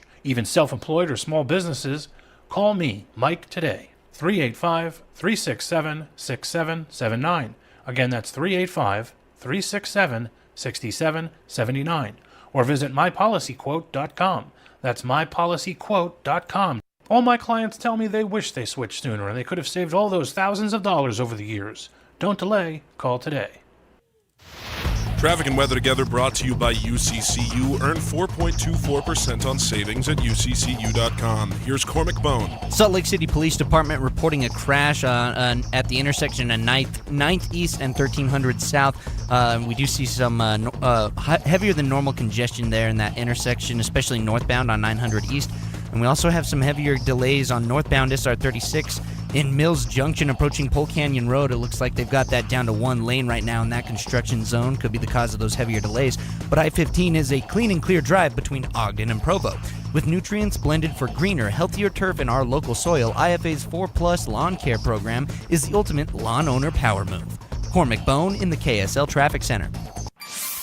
Today will be the last day of summer-like weather before that spring chill rears its head. The high today, 82. The high tomorrow, though, 59. Stays in the high 50s and low 60s for the rest of the week with potential rain throughout. Right now, though, it's 73 degrees and partly cloudy.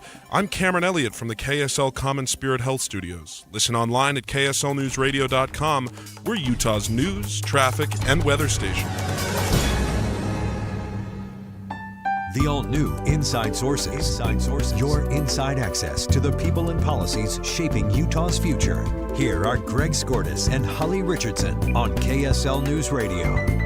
Well, the eldest of the performing Osmond brothers, Alan Osmond, has passed away at the age of 76. Saying bye-bye blues. He was diagnosed 40 years ago, and even though MS forced him to retire from performing, he did speak about his choice to move forward with it. Our mother always said positive mental attitude. So I said, I may have MS, but MS does not have me. The Osmond family said in a statement to KSL that his wife Suzanne and their 8 sons were at his bedside at the time of his death. So we have with us in studio KSL TV's Carol Makita. Thanks for joining us, Carol. My pleasure. Thank you for having me. What can you tell us about Alan Osmond? Alan Osmond, a remarkable man. We all know of his talent. But he is a man of tremendous faith and obviously courage to be battling MS for so many decades and to do it with such positive outlook.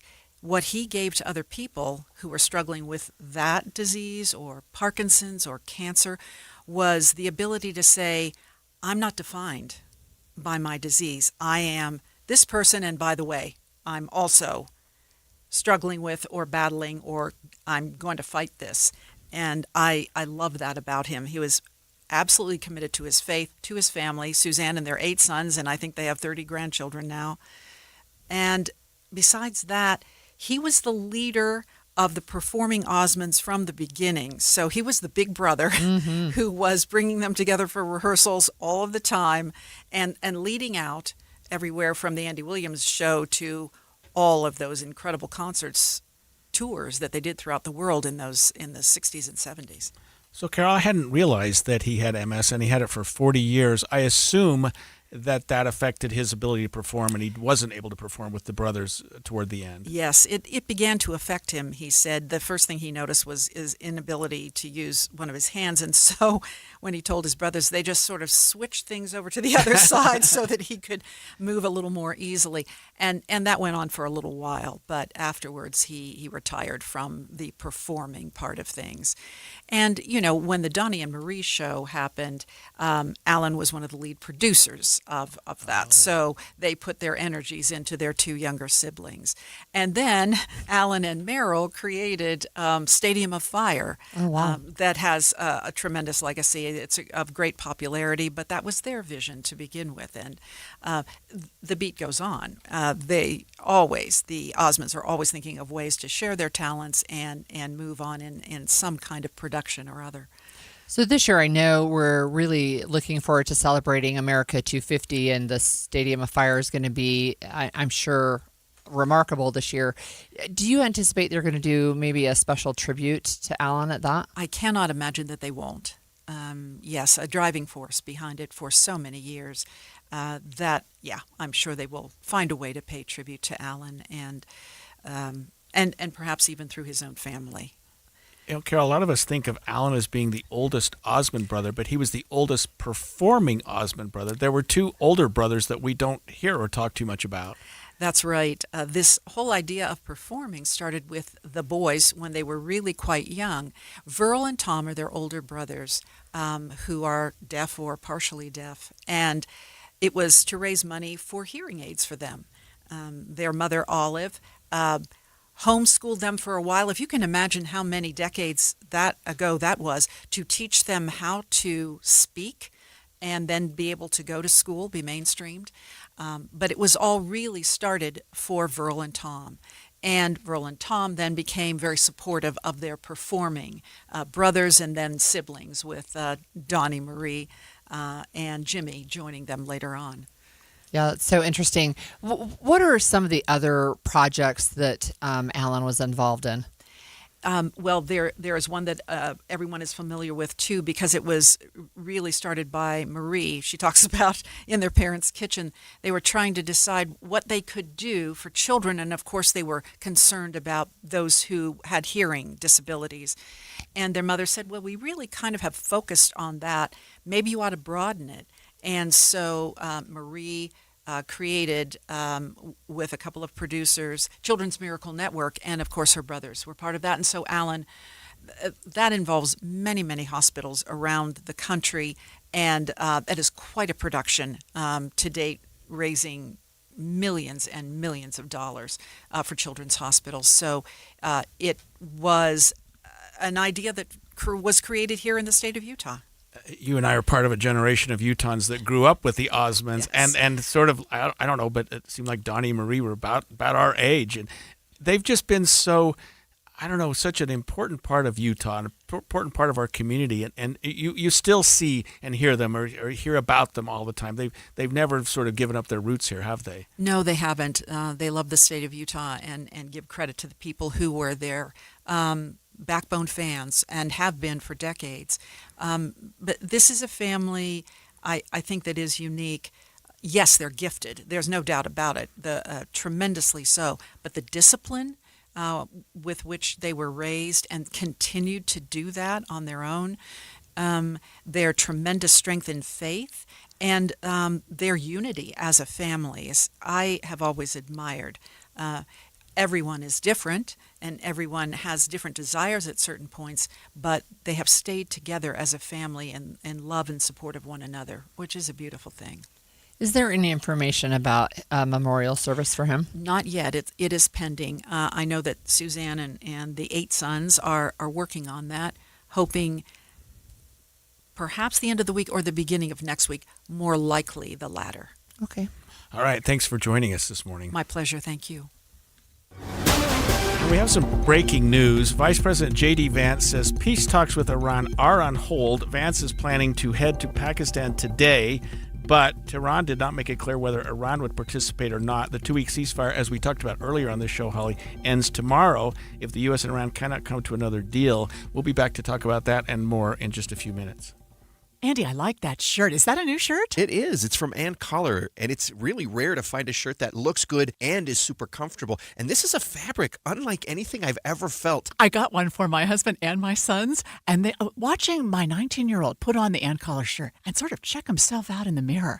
I thought, wow, he's really digging that. And I can understand why, because it's not just comfortable, it's stain repellent, which I needed. Oh, my goodness, something. He attracts spaghetti sauce to shirts like you would not believe. And with these Ann Collar shirts, I can get it out. I have to wear a special bib when I eat spaghetti with a white shirt on. But with Ann Collar shirts, it takes those little tiny nicks and stains, and they don't stick to you. Yeah, you don't have to dump a bucket of stuff on you, but it would repel that too. You've got to try one. So whether it's the traditional white shirt or any of the patterns they have, it's Ann Collar, and they're made right here in Utah. If you've never tried Ann Collar before, we have got permission to give you 15% off at andcollar.com and go get your first. Use the code KSL15. That's Ann Collar, AND Collar.com. KSL Broadcast Group contests are open to participants 18 years of age and older that are residents of Utah, unless otherwise specified. Employees or agents of the station, Bonneville International Corporation, other area radio stations, or any entity associated with the contest may not enter. Persons who have won in the last 30, 60, or 90 days from a station contest or event may not be eligible. Full general contest rules are available at kslnewsradio.com/contests.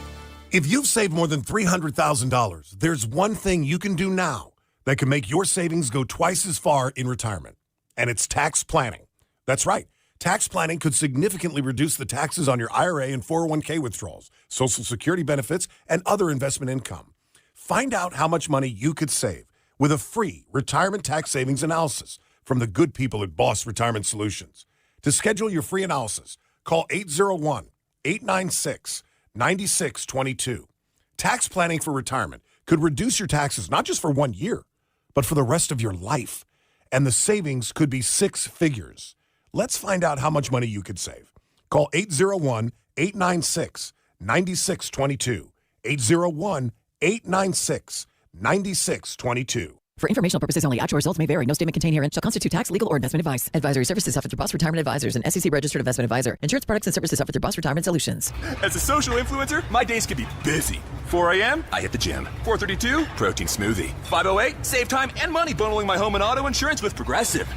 Wait, if I bundle and save time, what would I do then? Just sit here and reflect? Like, why am I qualified to influence anyone? And how those weights are hollow? And half of my followers are bots. You could save time and money bundling your home and auto when you switch to Progressive. It's one less thing to worry about during your already busy day. Progressive Casualty Insurance Company affiliates and other insurers. Not available in all states or situations. Tired of hearing scary radio ads about the IRS? Tax Relief Advocates is different. TRA is here to tell you that if you owe money to the IRS, whether it's $5,000 or $500,000, we have a solution. TRA can eliminate or reduce what you owe to the IRS with zero risk to you. We have over 1,000 5-star reviews on Google and an A+ with a BBB. End your tax nightmare today by visiting TRA.com or call 800-583-6681. That's 800-583-6681. This is Derek Miller speaking on business. Founded in 1974, the Utah Film Commission promotes the entire state as a destination for film, television, and commercial production while supporting the growth of local talent, crews, and the broader industry. Director of the Utah Film Commission, Virginia Pierce, joins us with more. At the Utah Film Commission, we promote the state as a premier destination for production and support our local film industry with incentives and resources. For over a century, Utah has served as the backdrop for iconic films, TV shows, and commercials, and the film industry continues to thrive today. We had a milestone year in 2025 with film production generating over $136 million in state, translating into more than 2,600 direct jobs for Utahns and millions spent in local businesses around the state. 39% of travelers say films or TV shows influence their visit to Utah, generating about $600 million annually. That's why we launched the Utah Film Trail, where film lovers can discover the real-world locations featured in some of their favorite movies and TV shows. We focus on building a strong creative economy in Utah that inspires the next generation of artists and audiences. By bringing productions to Utah, the Film Commission boosts the economy and tourism while supporting and training local talent to grow a skilled, vibrant, creative workforce. Learn more at film.utah.gov. I'm Derek Miller with the Salt Lake Chamber, speaking on business. Stolen Voices of Dole Valley, a gripping new podcast about a serial killer you've probably never heard of, Warren Forrest. If he had dumped two, you would have thought maybe there's another one. But now a witness, identified in the podcast, could lead investigators to Jamie Grissom. Binge Stolen Voices of Dole Valley wherever you get your podcasts and hit that subscribe button so you don't miss the latest breaking news in the case. The new Inside Sources. Well, we're about to wrap up our show, and there's a lot to talk about before we do, but today would have been Queen Elizabeth II's 100th birthday. Here's ABC's Hannah Battah with how the British royal family is honoring her memory. King Charles reflecting on his mother's legacy nearly 4 years after her death. Her near century was one of remarkable change, and yet through each passing decade, through every transformation, she remained constant, steadfast, and wholly devoted to the people she served. Today, the King and Queen will visit the British Museum to view designs for a planned memorial in St. James Park, steps from Buckingham Palace. Yeah, so today actually is the day that would have been her 100th birthday, and what a remarkable person she was. She lived the better part of 100 years. Yeah, she died in 2022, and if you remember, she was not originally, when she was born, she wasn't in line to become the queen, right? But the king her uncle abdicated to marry Wallis Simpson, and so her dad became the king, and then she became the queen. She was only 25 years old when her dad died. She was in Kenya when she got the news. So she ended up being the queen for 70 years. Just most people alive today don't remember anybody else except for her now that we have King Charles. And she was an icon. I mean, she was very well respected, revered, just a tremendous role model for the royal family and for the British community altogether. I don't know. You saw pictures of her when she was young. She was very, very professional, very, I don't know. Sometimes she even served some in the military. Right. Yeah. She was truly an icon. It was also a very, very different lifestyle. So, yeah. Seriously. Can't even imagine. Yeah. Can't even imagine. Being a queen. Okay. So today is April 21st. And it is National Kindergarten Day. So I'm going to give you some fun facts about kindergarten. So it's the birthday of German educator Friedrich Froebel, who is the one who founded the first Play and Activity Institute. And he coined the phrase Kindergarten, which means a children's garden. You probably already knew that, right? It's German. Yeah, I never thought about it. German Kinder is kids, right? And Garten. Because one of the things he said is kids are like plants and we should be able to help them grow. 1962. That's the year I went to kindergarten. Oh, yeah. Okay. So, no, it was before that. Before that. It was before that. Right. It was actually 1840, but this is the founder's birthday today. So one of the things that's interesting, right, is the very last state to create a public kindergarten program was Mississippi. And it was 1982, which to me is like, wow, really? Like they were slow to the ball game. I always thought it was odd that you had first, second, third, whatever, and then you have kindergarten, which is like it's none of the above. Technically preschool, right? Yeah, right? It's another level. It's before the school started. Yeah. So it's interesting to me about kindergarten. It's always fun to send the kids, and I think actually, as we've gotten, I don't know, more and more focused on education, which is probably a good thing. There's less and less play in kindergarten. There seems to be more and more seriousness, like can you already read? Do you know your numbers and your letters and all those things? And the answer for a lot of kids is yes, of course.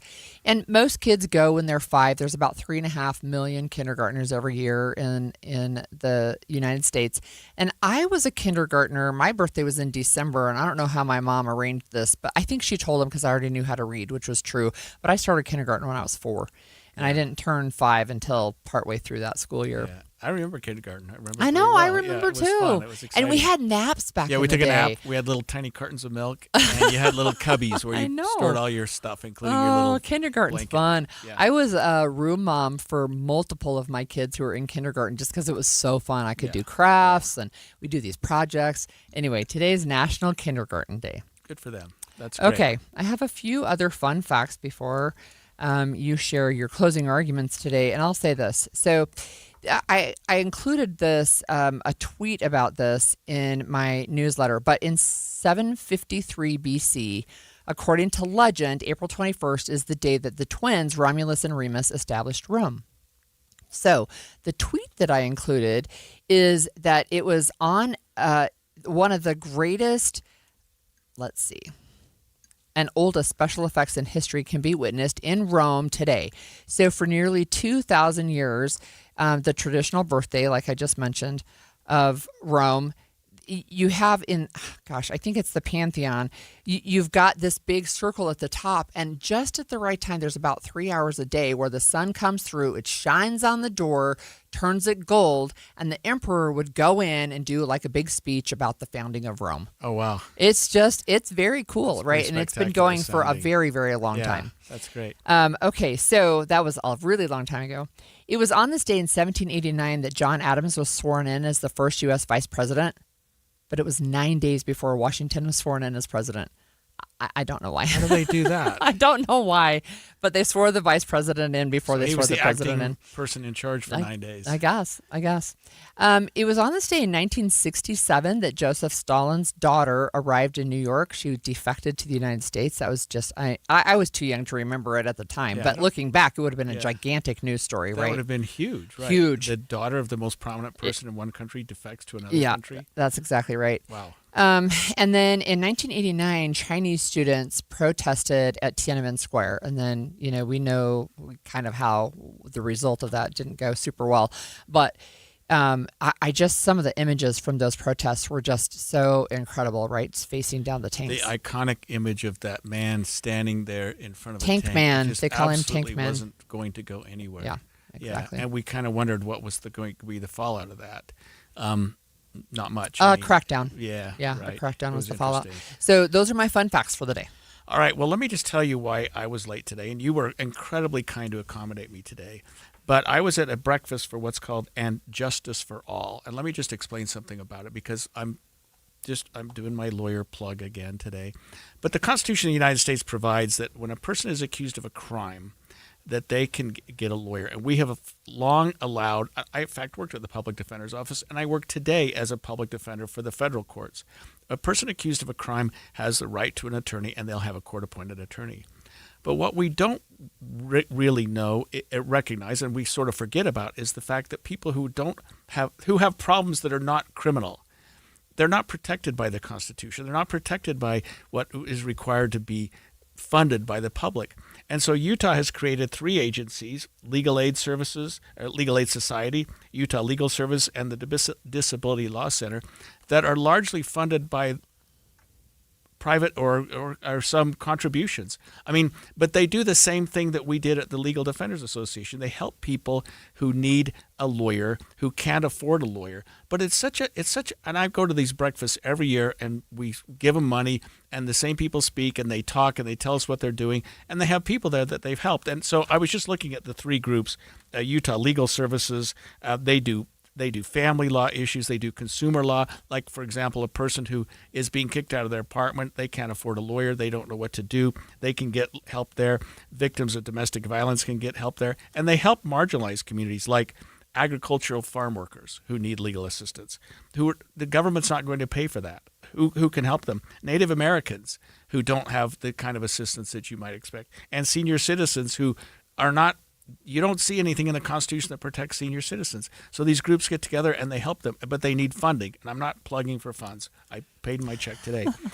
Legal Aid Society, I deal with them all the time because they deal with people who are victims of domestic violence. They help women and children and sometimes men get protective orders, get stalking injunctions. And you'll see them over there in the courthouse when you have protective order day, and there are people there who are there literally fearing for their lives, and they have an attorney who's going to help them through that process, who will stand before a judge and say, Your Honor, my client is in fear of her husband or his wife and needs protection from the court, and the court can order that. And that's something that's provided, and that person doesn't have to come to court by themselves and try to represent themselves. And then finally, you have the Disability Law Center, which sort of is self-defining. I mean, they help people with disabilities who have previously been the victim, and maybe that word is overstated, of discriminatory practices. Like, what do you do with people with disabilities? Well, you think about what we've done just in this country with the Americans with Disabilities Act. That's because of lawyers and groups like this that have sat down and said, we need to help marginalized groups. We need to help groups that aren't necessarily protected by the Constitution, but should be helped. And so through funding, through various agencies, partners, law firms, lawyers, I mean, these groups survive and they thrive. And so I've never worked for any of those agencies, but they do great work. And I always see, the same people there. Stuart Ralphs he's sort of the director of that. He's just one of the icons of the legal community. And these lawyers who work for these groups, Holly, they don't make very much money. It's not. You're never going to get rich doing Utah Legal Services. But boy, the rewards that they enjoy are just outstanding. So anyway, thank you for giving me a break this morning and allowing me to show up late so that I could attend that. Well, Midday with Maria Shilaos is up next with all the news you need to know. Stay here right with us on KSL News Radio. From the KSL Common Spirit Health Studios.